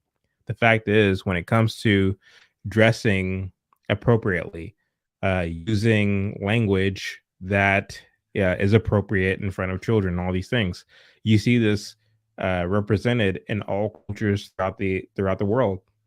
You see it in Africa, you see it in India, you see it in Asia, you see it literally all over the world. Every culture have its decent aspects and its indecent aspects. Decency isn't monopolized or reserved to white people. Decency is a universal concept that's rooted, once again, and God's authority, and God's, when for example you read the Mosaic Law, of course we are living in an age of grace downstream of Jesus's having, died and resurrected and ended. And so, he was the fulfillment of the law, which doesn't give us uh, the kind of license to sin or to indulge or anything of that nature. And this is why I respect the heck out of, Messianic Jews. That is, Jews who still live according to the law, but recognize Jesus as the Messiah. I have a lot of respect for them because they understand that to the extent that God gave us his law, um, it was because God knows best how humans ought to human, how we ought to treat each other, how we ought to live a clean, upright life of integrity.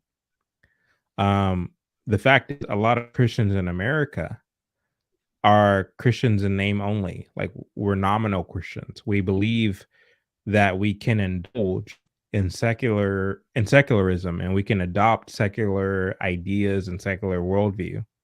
But we can still call ourselves Christians because Jesus died for us. So we're good. We're good on that front. We get to go to heaven and all that good stuff. But we can, for women, we can dress in, bathing suits on the beach where we're wearing practically a thong and, all these good things. As men, we can be um, womanizers and just meatheads and, Single utter mother maker. fools. Yeah, exactly. There you go. Um, but hey, we're good because we're Christian, because we named it and claimed it. We prayed the sinner's prayer and all these good things. So no, um, the fact is, Jambalaya Talks.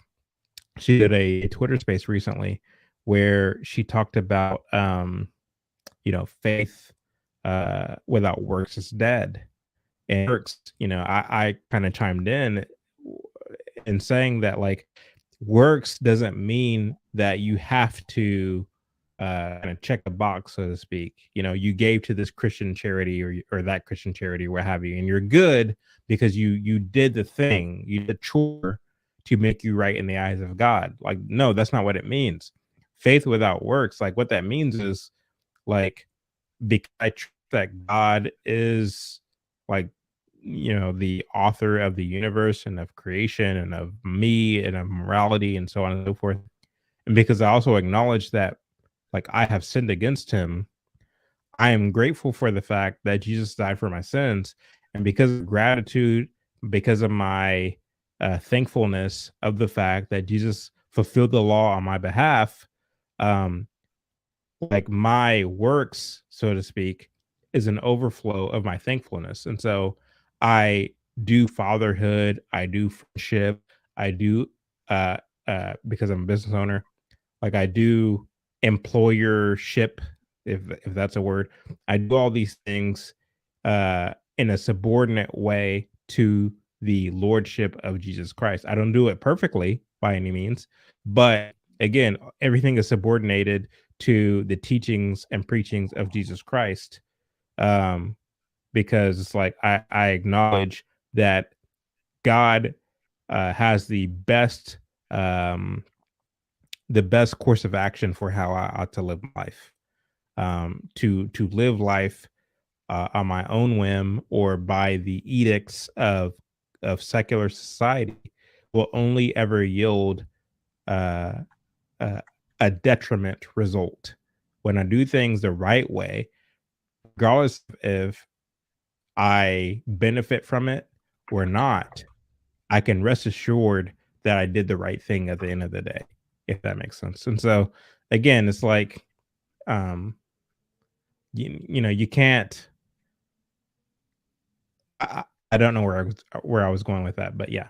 So, well, so as far as this article is concerned, to Hmm. get back to it, so they go on to say, uh, so this is an individual. His name is Jerome Eisenberg. He says, "Quote: The curriculum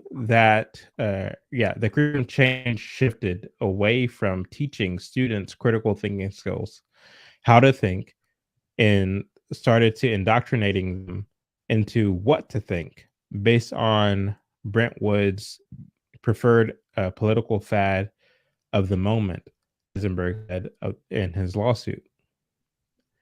Brentwood succeeded in having a suit sent to private arbitration in November. A representative of the school declined to comment. So Republican politicians have, like Florida Governor Ron DeSantis, have pushed laws to curtail instruction in gender, sexuality, and racial identity in public schools. Private schools aren't subject to school laws, but that doesn't mean they're immune to the culture war. Conservative leaning parents have voiced opposition in other ways, including by filing lawsuits. And so that leads to an interesting uh, uh, kind of crisis as far as I'm concerned, Layla.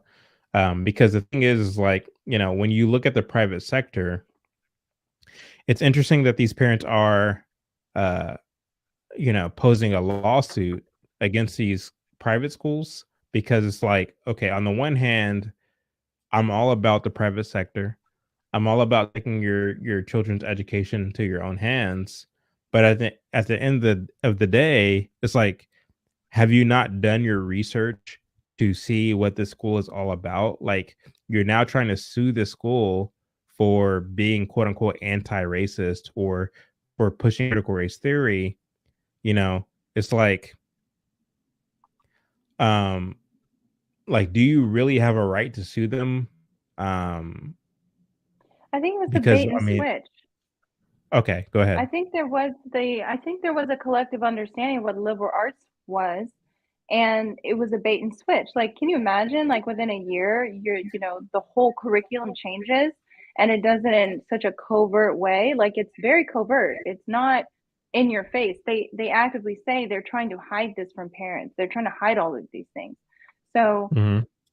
you have an understanding of what education looks like. Let's say maybe your kid had just, gone to that school. They're about to graduate. So you already have this, you're lulled into this complacency because you think, okay, I understand what the curriculum is. And then all of a sudden, like, the trap snaps and the George Floyd thing. And then all of a sudden we have this anti-racistness that, what does that even mean? What does that even include? So I think people, unfortunately, they just weren't prepared. I mean, it's so convoluted. It's not direct at why it's bad. You would think, oh, teaching people social emotional learning so they can be more empathetic and be able to communicate better. Oh, that sounds great. Oh, but they're actually learning to communicate the ideology, and they're actually learning how to have dysregulated emotions and view everything as some sort of microaggression. That's the that's the social and emotional learning that they're getting, you know? Yeah. So I think yeah, I can empathize with him. And I mean, in a lot of ways, all we have in America is to sue. Like, that's how we got so much of this COVID stuff, overturned and got our rights back. Yeah. That's the only recourse. But is this defendant not on an island, so to speak? And what I mean by that is, you know, he's someone who is privy to what anti-racism, quote unquote, is. And the whole idea of him putting his daughter in this elite school is because he knew that would put her in positions of privilege, so to speak, that it would open up doors for her that you wouldn't have access to if you went to a traditional public school or what have you. It will put you in network with people who will open up opportunities that a lot of people don't otherwise have.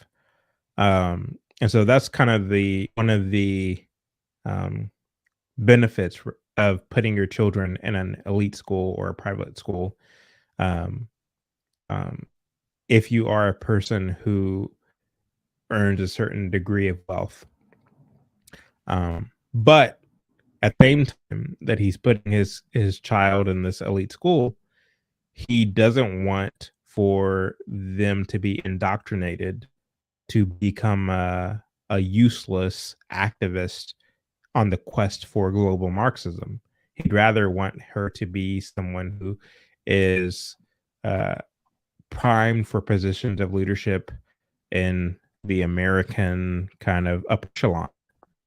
And so, as such, he saw it fit to file this lawsuit.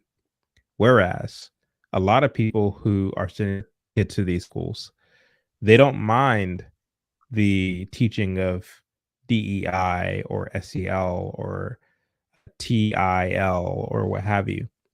They don't mind that because at the same time that they recognize that their children are getting this education, they also want for their children to be virtuous by what society says is virtuous, namely to be tolerant, to be anti-racist, to be all the things.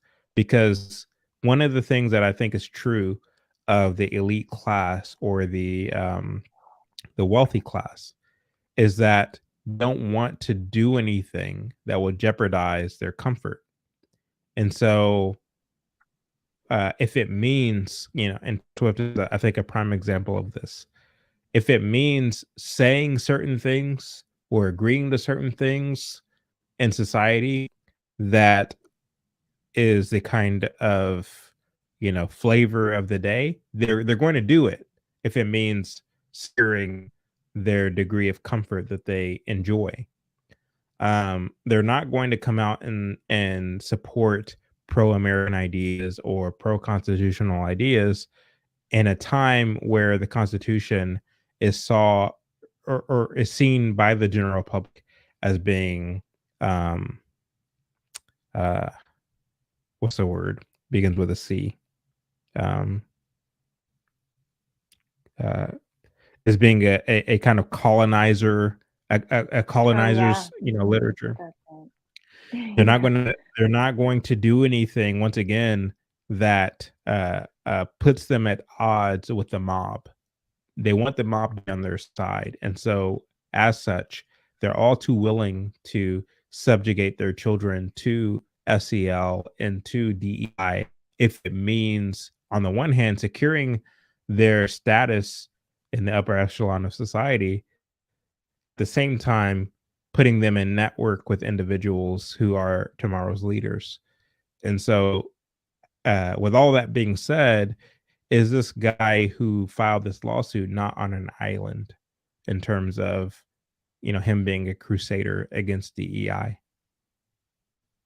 Yeah, that makes sense. I think, yeah, I agree. They'll do whatever it takes. They want to maintain their status. They want to go with whatever's the current trend, social trend, as you mentioned in the article.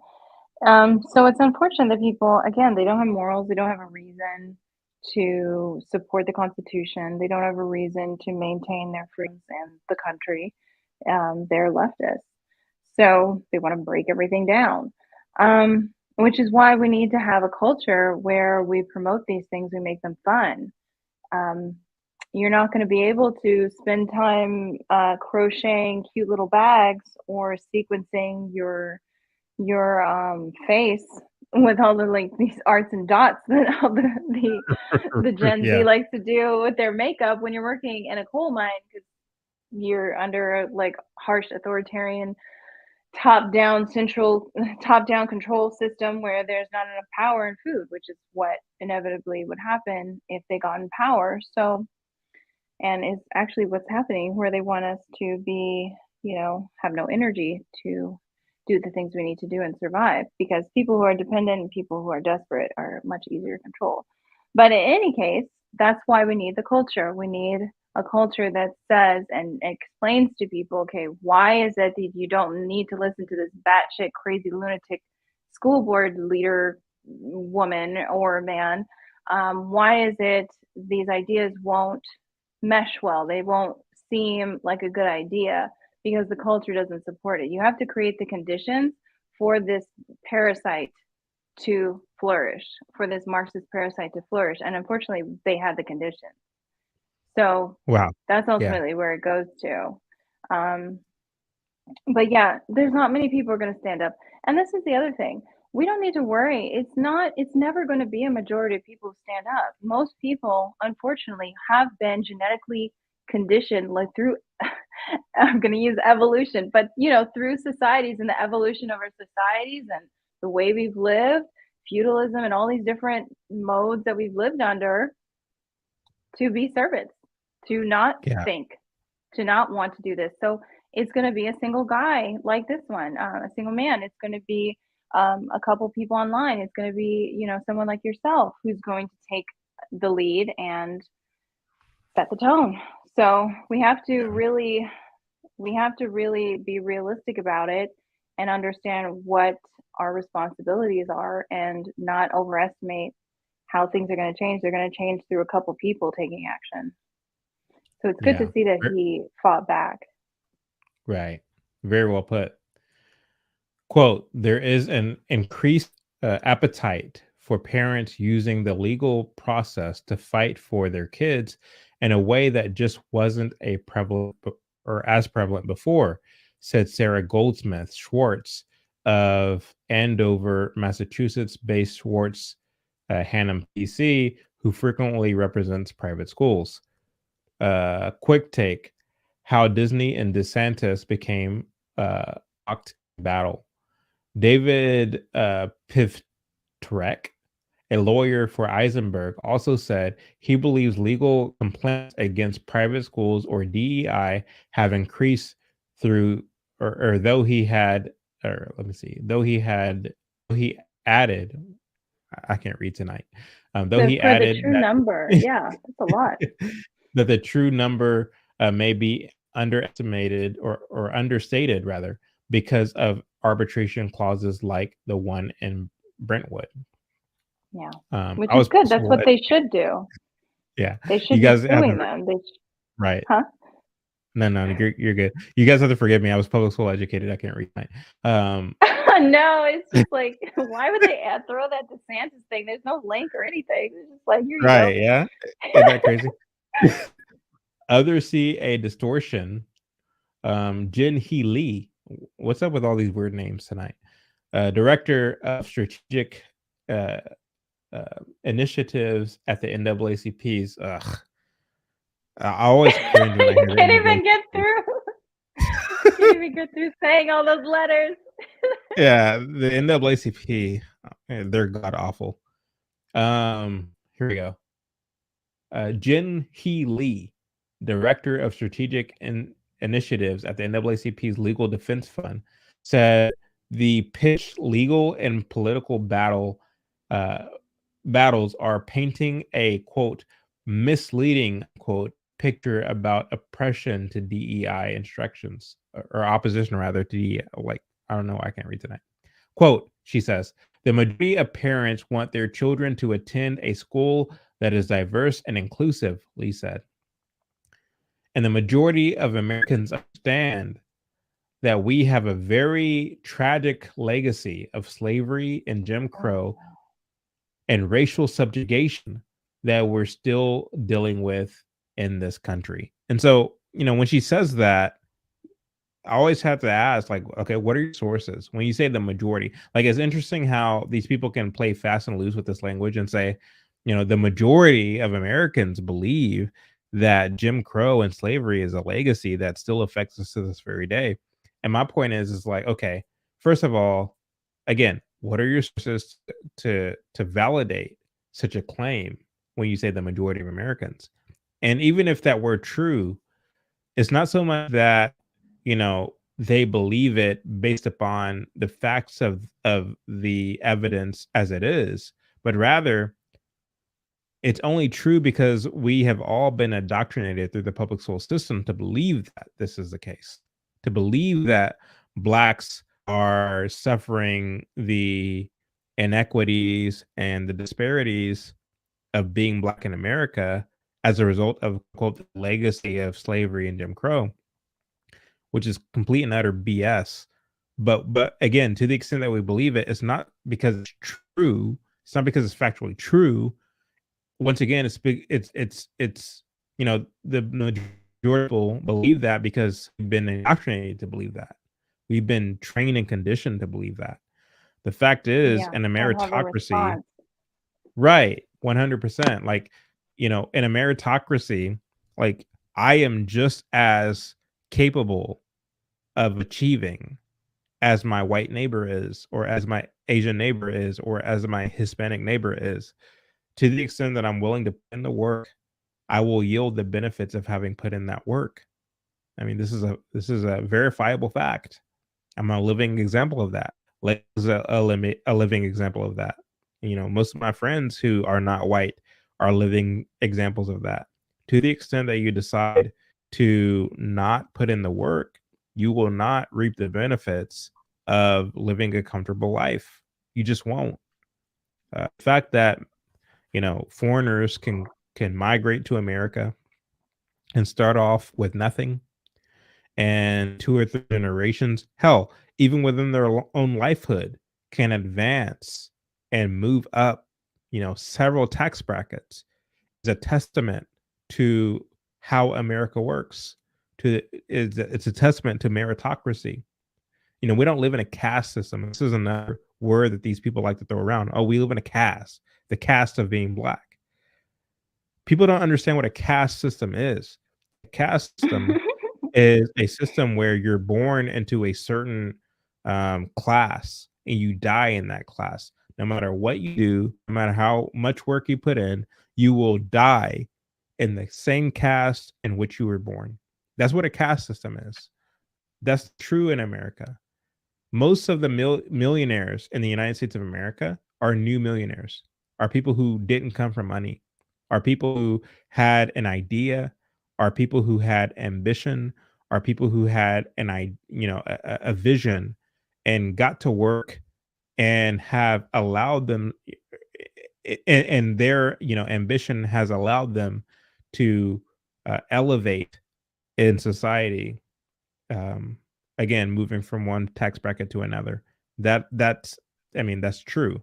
And so, you know, this whole notion that as a black person or as a Hispanic person or as an LGBT person or whomever, you are uh, doomed to suffer the oppression of whiteness and colonization and of Western society is just utterly false.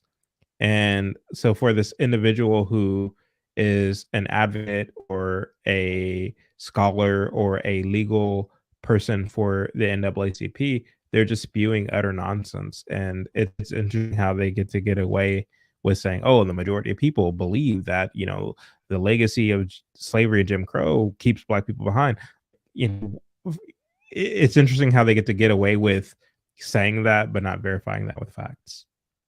What say you, Yeah, and Layla? even the premise that they're putting forward, like if you look at the statement, um, they said, oh, there's a legacy of this and that. That's the non-answer. Propaganda is a good way of throwing you off course. That Mhm. doesn't answer anything. They said a lot of nothing. They made a statement like, oh, the sky is blue. And, oh, the country was founded in 1776. Okay, great. What does that have to do with the actual discussion? Nothing. It doesn't answer. It doesn't prove or disprove that their premise, what they're proposing is going to solve any of that, or even impact it, or even have any influence it at all. So that's the thing people need to get to. They throw up these statements, oh, but did you know there was slavery? Did you know my cat died when I was 9? It's like, what does that have to do with anything? Nothing. You didn't answer Right. anything. But people we're so trained, we're so triggered, like you said, we are conditioned. As soon as that word comes out of people's mouths, slavery and Jim Crow. Oh my God. As if, and then we just plunge head first into like, what do you mean? That's not, it's like even beyond that, even beyond saying whether or not it still impacts us, having that argument about that, it's like, it's irrelevant. Your solution still doesn't solve any of that, and it still doesn't address that actually. So Yeah. there. Moving on. Next statement that's an irrelevant fact that may or may not be true. Like, it's so ridiculous. Yeah. What nonsense. I just love it. Parents determined to challenge private school teaching and policies face a number of obstacles. Public school parents can argue that the government is infringing on their First Amendment rights by forcing DEI or similar instruction on the children. Parents largely waive those rights when they enroll their kids in private schools. And so that goes back to what I was talking about earlier, Layla, Mhm. where, you know, Yeah. um, so for speaking for myself at least, I'm a huge proponent of the private sector, a huge proponent of the idea that, to the extent that we have issues in society, those issues can be resolved in the private sector. We need not resort to going to the government, because what the government offers is a one size fits all solution. That's what the government offers. And the fact is, with the diversity, and not to use their kind of tainted uh, version of the word diversity, but speaking of diversity in its truest sense, namely that from region to region, from coast to coast, you'll find therein different ideas, different cultures, different worldviews, so on and so forth. And in a constitutional republic, it's necessary that the worldviews, the cultures are respected and are protected by the elected officials from region to region, from coast to coast. Like that's what I genuinely believe. Um, so I don't believe that the entirety of the country should be dictated by the values and the virtues of California. I believe that California should be California. I believe Texas should be Texas. Yeah. I believe that Colorado should be Colorado. You know what I mean? So like so on and so forth.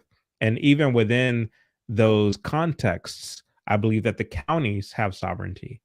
And even within the context, I believe that the cities have sovereignty. And even within those contexts, I believe the families and the individuals have sovereignty. It's a true uh, uh, spirit of what is a constitutional republic, respecting the individualhood, familyhood, the municipalityhood, the statehood of the different regions.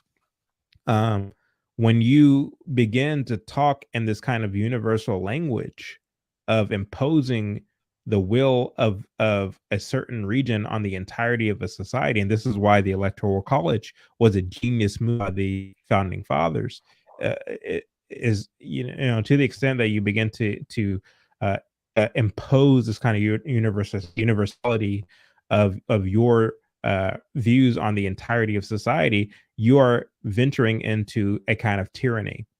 I genuinely believe that. And so, as such, I will always advocate for the private sector.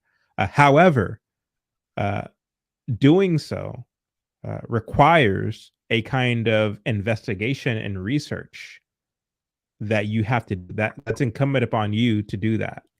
And so, when you put your kids in a private school, you had better do your research. You had better investigate thoroughly the tenets, the beliefs, the terms and conditions, the the culture of said entity, whether it be a school, whether it be a church that you are trying to join, whether it be a country club or an organization, whatever the case may be, it's incumbent upon you to investigate thoroughly that entity that you are going to be joining, or that you're going to be sending your schools to, or I'm sorry, your children to. Because you can't then say, oh, um, you are trying to indoctrinate my kids, therefore, you are, I can now sue you. So like, so I get what the article is saying when it says like, okay, well, you know, it's one thing if your kids are in public school, but if they're in private school, like that's kind of on you, buddy. Like I get that, but to the point that you made earlier, Layla, it's like, well, you are at the same time kind of bait and switching, because you can't posture yourself as like, "Look, we are an apolitical, kind of neutral school that doesn't get into politics, that doesn't get into culture. We just aim to teach reading, writing, and arithmetics, and that's it. A true liberal arts education, in order to prepare your children for adulthood. That's all we're all about. You can't say that and then completely do a 180 because George Floyd happened or Michael Brown happened, and all of a sudden you bring in this DEI, but you have all these people on the hook for $60,000 a year. Like that's a thing Yeah, entirely. And then to that extent, that I do believe that you have the right to sue because it's a breach of contract. What say you? definitely. No, I definitely agree. I think it's not what they intended, what they advertised, and they just decided to go with what was morally superior, and they hope that someone can come with a nice little calming yet triggering statement like Jen Lee from NAACP saying, well, slavery existed. Okay, what does that have to do with you indoctrinating my kids in Marxism? Right. Making it so they can't use the full faculty of their logic and brain. They have to just go with whatever it is. When they see a black person, they need to, say these hymns 4 times. It's like ridiculous. I don't understand like what happened to white people. Why do they care so much about black people all of a sudden? It's like they're trying to like outcompete black people in being obsessed with like ridiculousness. Um, I don't know what happened. Like, did they just get bored of themselves or something? Like, what? Like, why do you care? Like, why do you care so much? The Asian people don't care. Indian Yeah. people don't care. Um, Mexican people, Hispanic people definitely do not care. Um, Right. so it's such a weird thing that they just care so much about these people. It's like because Kirsten Bell or like Jennifer Aniston or somebody like made a video like one of one of those like sob story black and white being like, I'm sorry, I'm white. It's honestly it's reinforcing their superiority again. That's the Yeah. thing is with them buying into this, oh, I'm superior, oh, let me come here, babe, let me help you.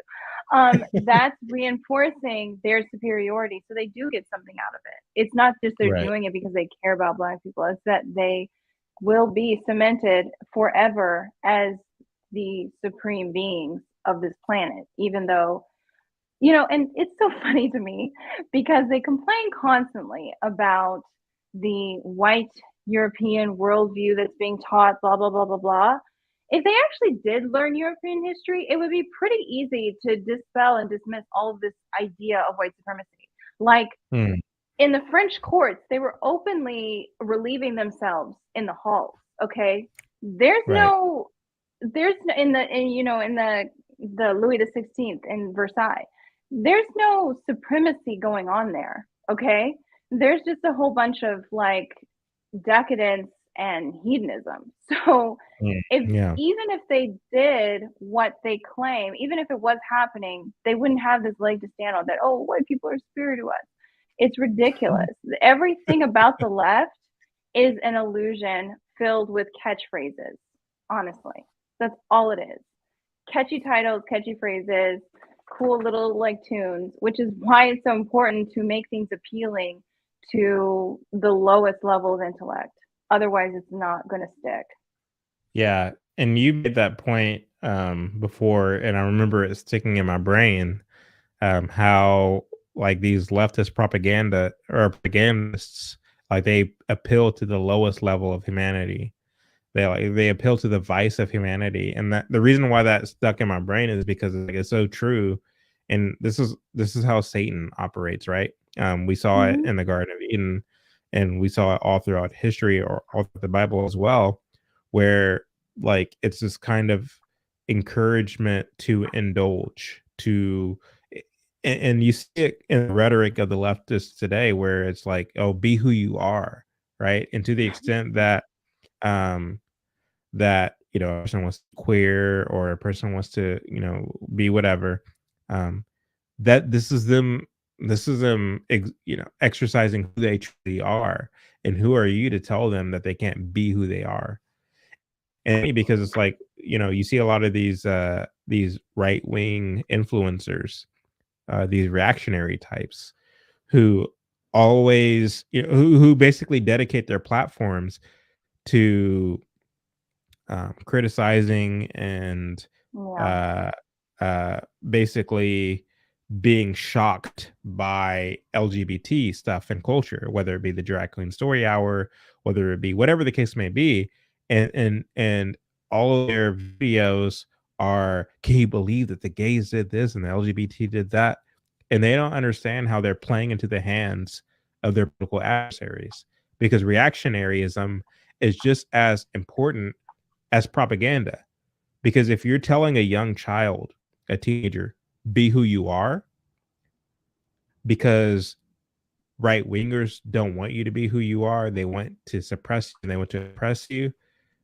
Um, it's important to have the kind of fodder to say, see, this person doesn't like the fact that you are LGBT. Yeah. This person doesn't like the fact that you're transgender. This person doesn't like the way that you know, are queer or what have you. They don't want you to be who you are. And so you can use that reactionaryism in a sense to kind of bolster or to kind of encourage all the more um those youth who are just trying to figure things out, to kind of lean in or to embrace their indulgence rather than to look at Mhm. it in a common sense or objective way.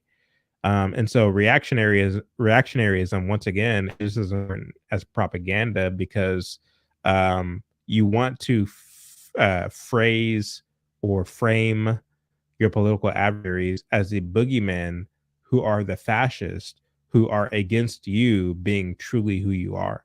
Um, and again, I realize and understand how nuanced that is, but I don't think enough time and attention is given by scholars and by influencers to breaking down and dissecting the usefulness and the utilitarian uh, qualities of reactionaryism in the quest to uh, Marxism in the West, in the Lord in the world at large. Do you have any comments on that No. before we move on the Yeah, no, art? that's a key point. I'm glad you brought it up. I mean, this is like it's gonna be a lot for people to consume in the playback, but it's true. The reactionaryism, when you react to something, you reinforce it. You give it more energy, you give it more attention, you give it more focus, you make it even more valid. And in that, you help normalize it. Because people think that we're doing things based on what's right or wrong, good or bad, when in fact, we're literally just doing things based on what's considered normal. You know, this is normal behavior. There's a book in one of the case studies around influential communication. If you're trying to persuade college students to not drink so much to the point where they drive drunk and are, you know, have lots of negative outcomes based on that, you don't talk about, oh, 1 in 5 students are going to get in a car crash through drinking, or 1 in 5 students is going to, or the majority of students are drinking too much, or anything like that. That may seem like the logical thing to alert people to this problem, but in fact, it's just reinforcing and normalizing it. If you actually Hmm. want to dissuade people from doing something, you say, oh, students now are adopting more like safer habits around drinking, and then list out all of the new behaviors that you want people to follow in the different protocols. That's how you persuade people to do things. They're not thinking about what's good or bad or what's right and wrong. They're not using all of these higher level thinking processes. Hmm. They are simply doing what's normal. And you can see it Right. in every aspect of our lives, because how much of this is ridiculous? Like, honestly, Mm. it doesn't make sense. It's stupid that we have to go through all these like weird procedures, you know? But we're Yeah. doing it because that's what's normal and that's what we're supposed to do. Yeah. Great point. So let's see here. Boom. All right. Quote, private schools are bound by their own policies and not the U.S. Constitution, said Jennifer Ripner, a law lecturer at Indiana University Bloomington's School of Education. When parents do sue private schools, it's usually for breach of contract, which we were talking about earlier, according to Hanover education lawyer Linda Johnson, who represents independent schools and consults with them on managing their legal risks. The process sometimes starts off with quote, a 10-page single spacer addressing everything the parent thought the school did wrong to try to justify a repayment of tuition, she said.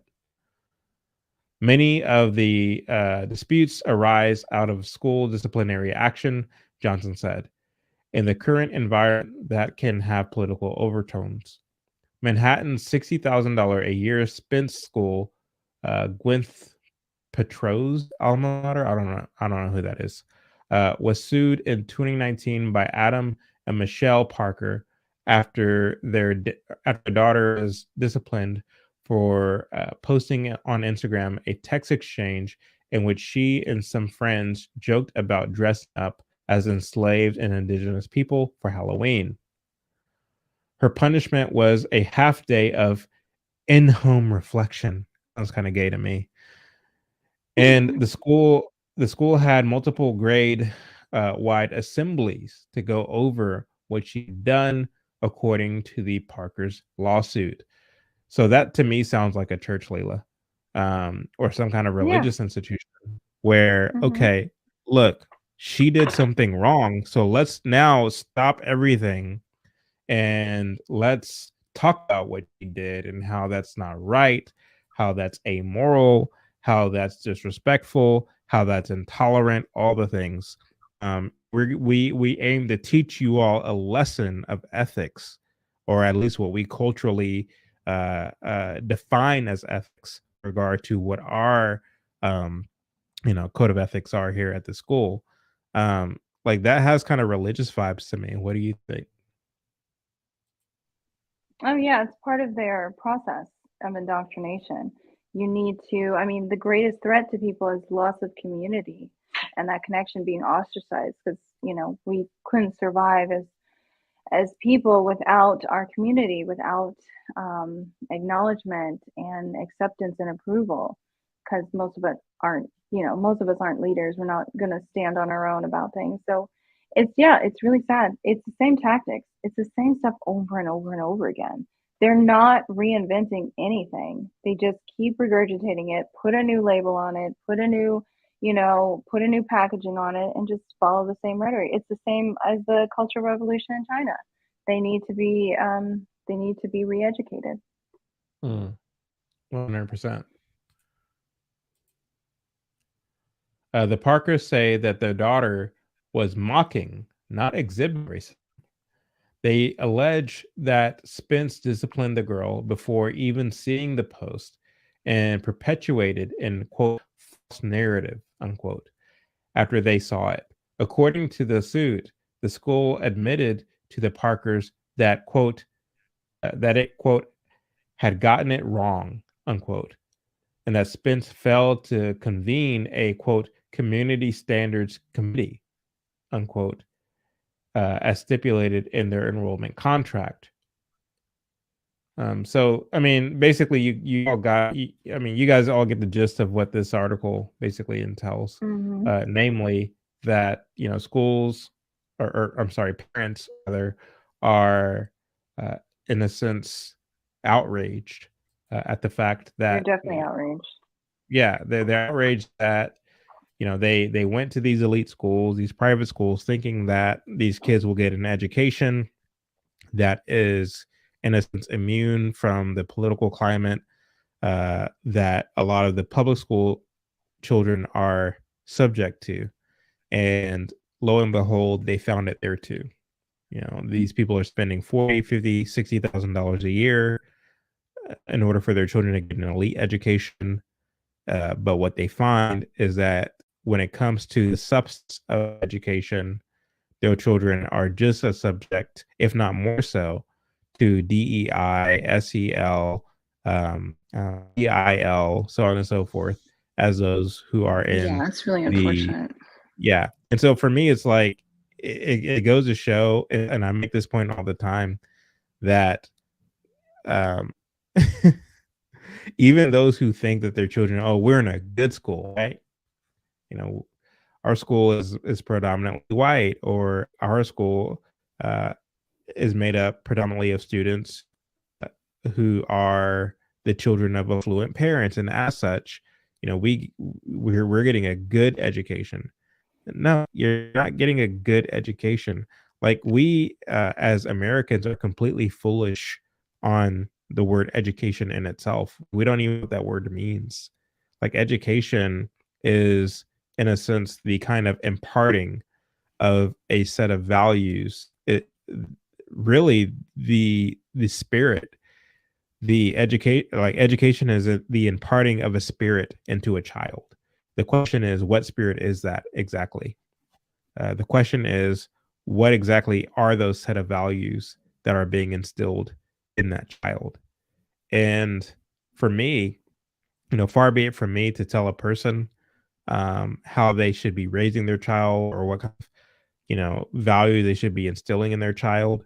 Uh, but at the end of the day, if you claim to be a person of values, if you claim to be a person of moral ethics, if you claim to be that person, um, then you had better ensure that the school that you're sending your child to is reflective of those values you claim to have. You know, um, but you can't be surprised if you haven't done your homework. You can't be surprised that your children are being subject to the modern culture, um, regardless of how much money you're spending to send your kids there. Like you can't be surprised that they're learning these things if you haven't done your homework to ensure that they're not. For me, Exactly. we made the decision long ago that the public schools aren't the answer, and so if we ever had kids, those kids will be homeschooled because no one knows better than us, their parents, on the kind of education our children ought to receive. Oh, but And Chad, then you get weirdos like me. You need to be careful. how's that?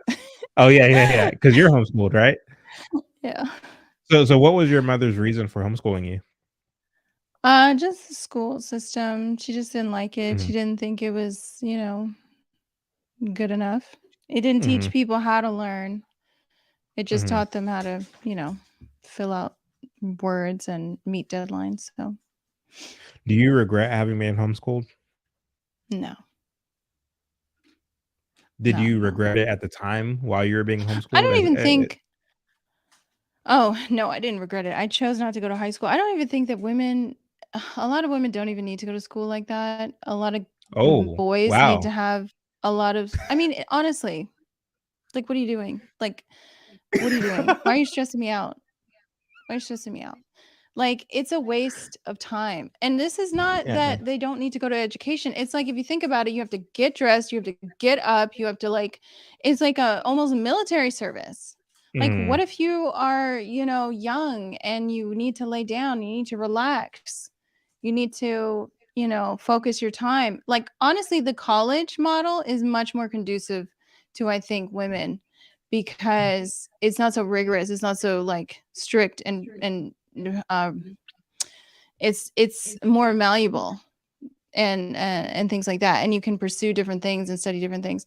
I don't think You it's should do a video beneficial. parsing that out on your I mean, YouTube channel. honestly, it's true. And everybody, oh, they're going to be like, oh, she doesn't want women to learn. It's like, no, you learn a lot in college. Last time I checked, you can You learn know a lot what? of things. You know what I It's believe that I think is a controversial thing that nobody talks about is I believe in arranged marriages. I genuinely Yeah, do. no, we have to have more arranged marriages. We Uh-huh. have to have more time for women to devote their time to getting married because it's honestly a full-time job. Like, Mhm. as much as Red Pill talks about it, literally, if you are a woman and you're trying to find a husband and you don't have someone who can like introduce you and do all these things, it's a full-time job to devote your time to that. So it's just like a lot of these things are like, what are they learning? And Mhm. also school is trauma-based mind control, honestly, because you're Oh, wow. getting up, you don't have enough sleep, you're being conditioned over and over, you're sitting under these horrible lights. Like, the lighting alone, I would be like, I can't do this. can Yeah. we get some can we get some sconces, like chandeliers, something? Like, I And see the thing is, like, tapestries. these teachers, these educators, and God love them, but many of them are just completely incompetent. you know? Like, Oh they have God. no business educating children at all, you know?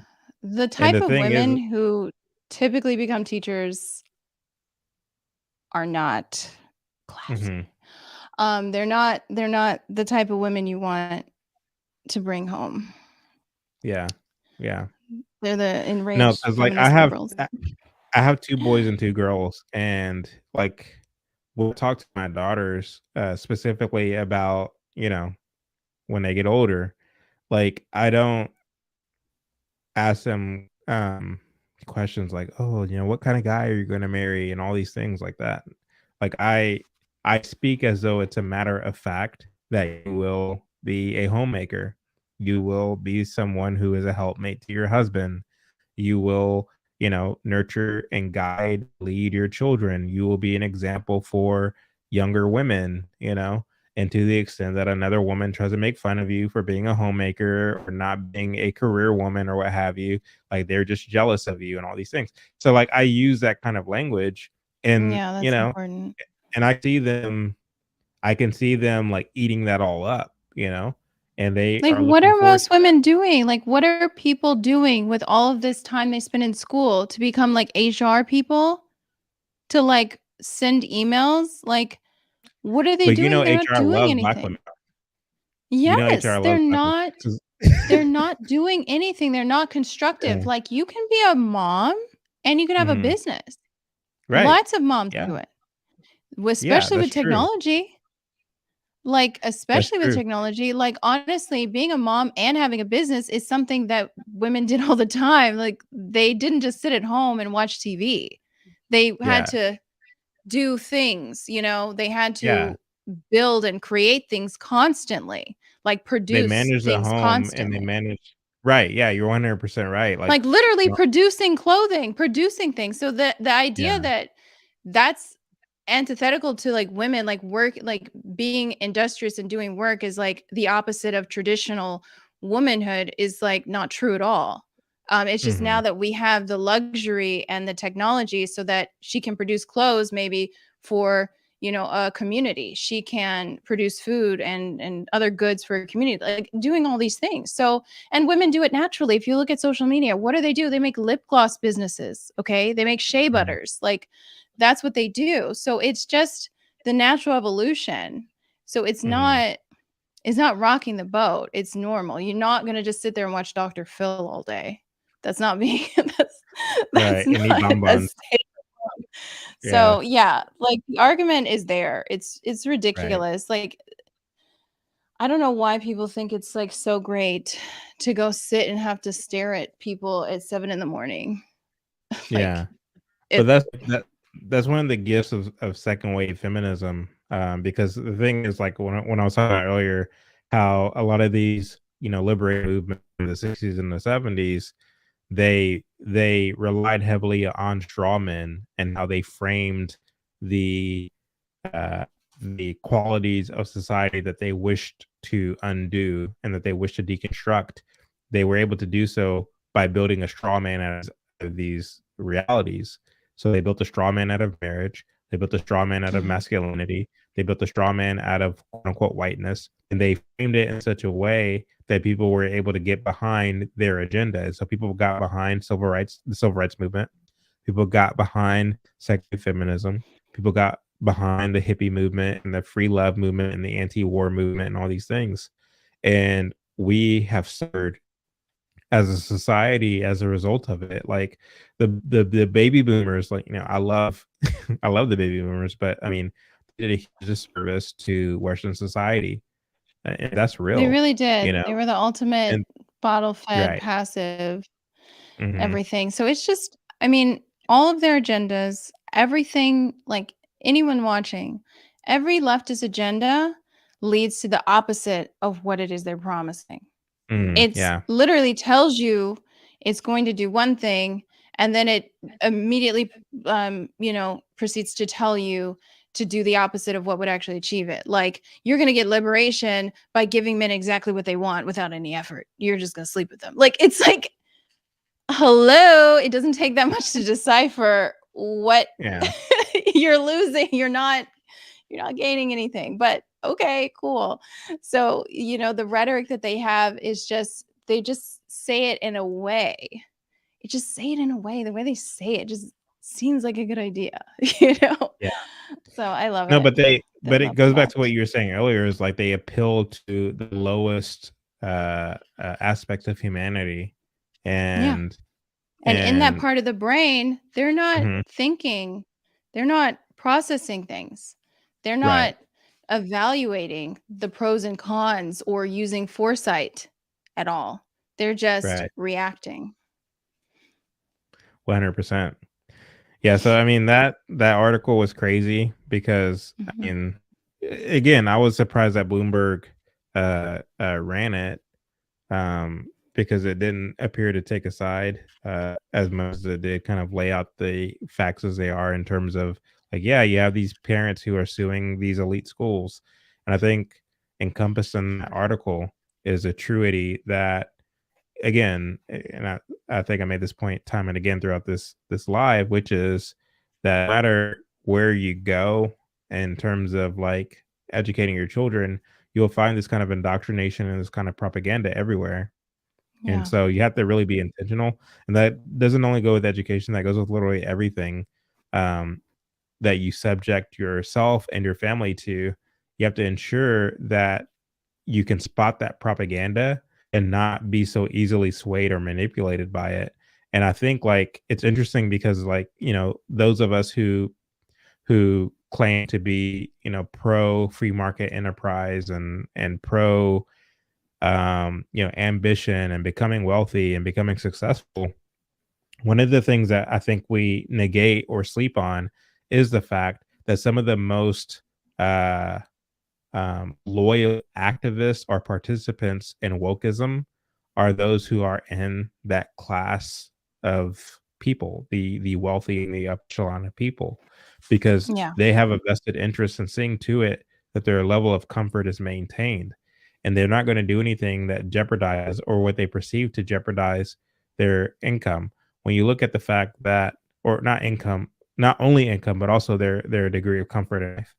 When you look at Black Lives Matter, who received millions of dollars throughout 2020 and 2021, a lot of that money came from this class of people.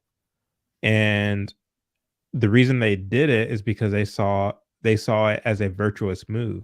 They saw it as, quote unquote, doing their part.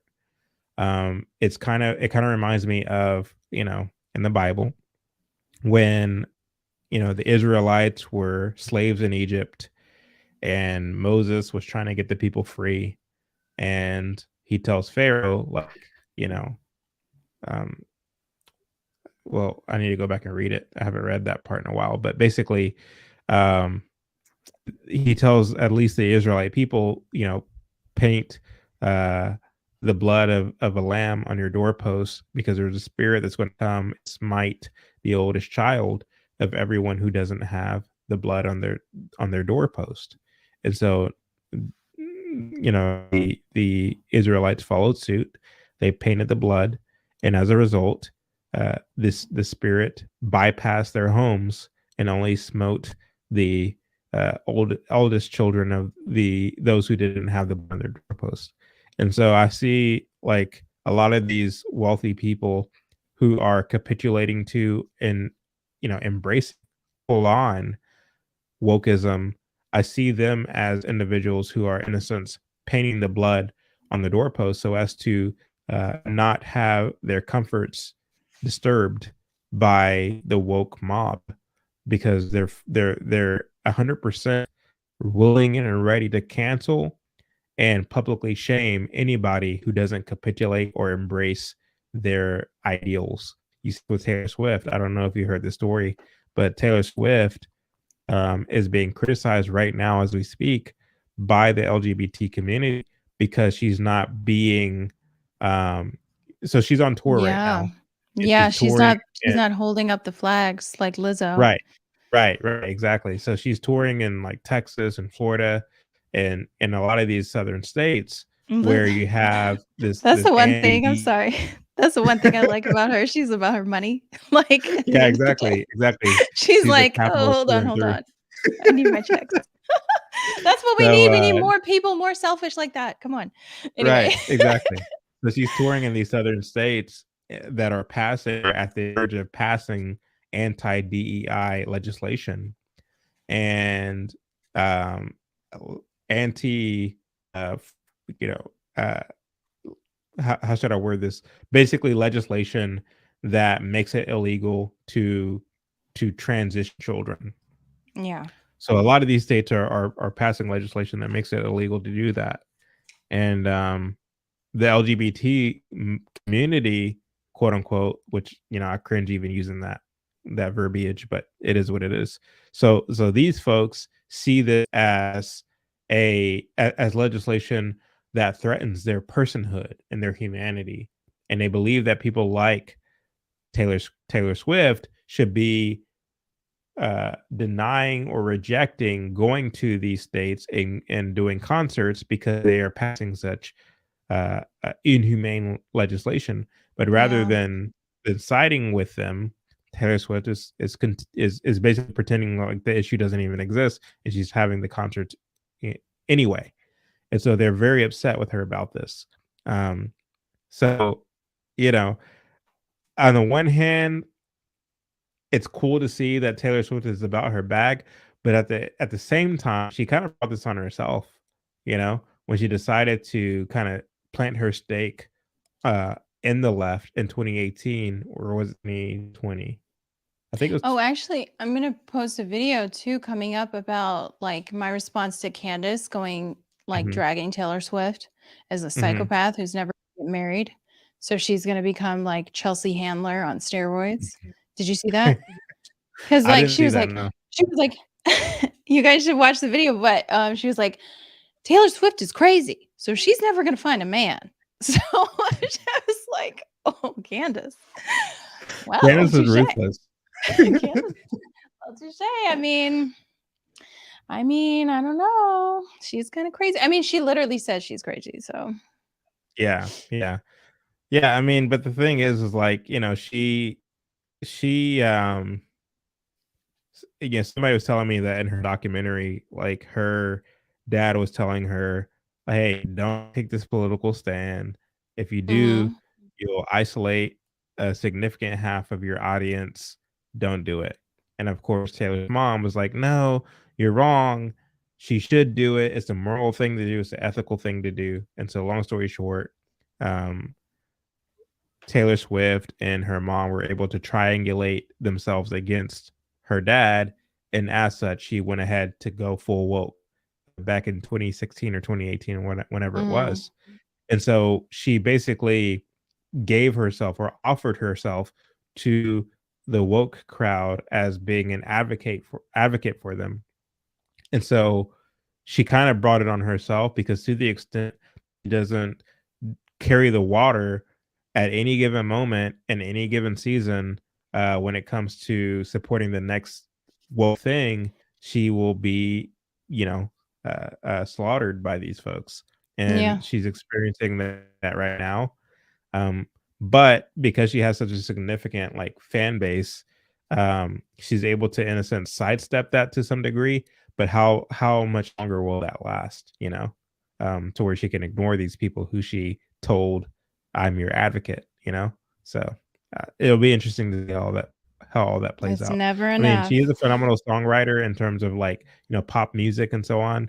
Um, but I can tell you one song by Taylor Swift, to be completely honest with you.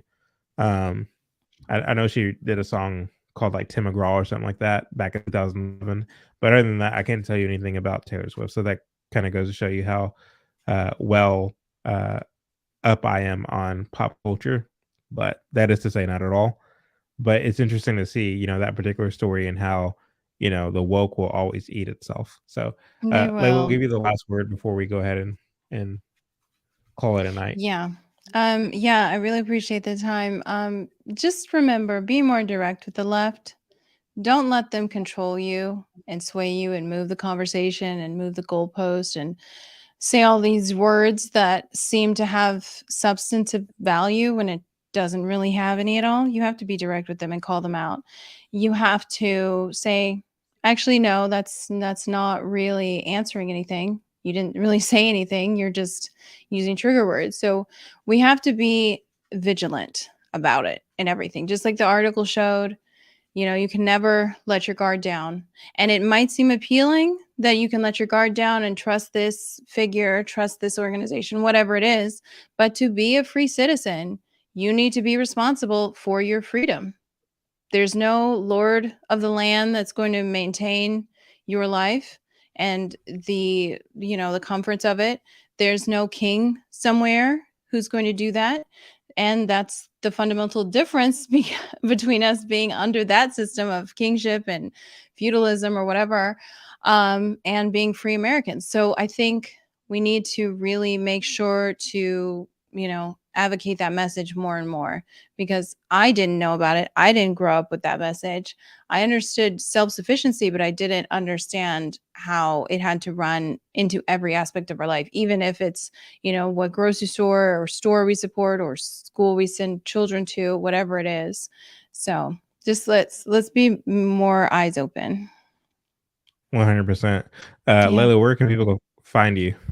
Yeah, you can find me on my YouTube channel, Propaganda Fluent, and you can find me on Twitter now, Propaganda Layla. I am stuck just spewing whatever things, the epic lines that come into my head there. I like it. And then also I have a locals now, which I think is really fun. It's like OnlyFans, except no nudity and no pornography.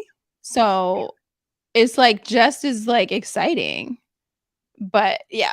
Um, so that's where I can actually talk about a lot of the things and actually how I feel, because I realize that I have to censor myself a lot on these platforms, and I don't like it. I want to be able to speak plainly because, I can't even mention certain propagandists, certain things that you would find in a textbook. I got flagged on Instagram for mentioning, certain things like that should just be historical figures and facts, but so it runs deep. So definitely follow me on locals as well. Wow, that's crazy. All right, thanks Layla for coming on. I'll have you back. Thank you all for watching. Thanks. Be sure Thanks, to everybody. like and subscribe and to do all those things that the YouTubers say. Until next time, love you all. God bless.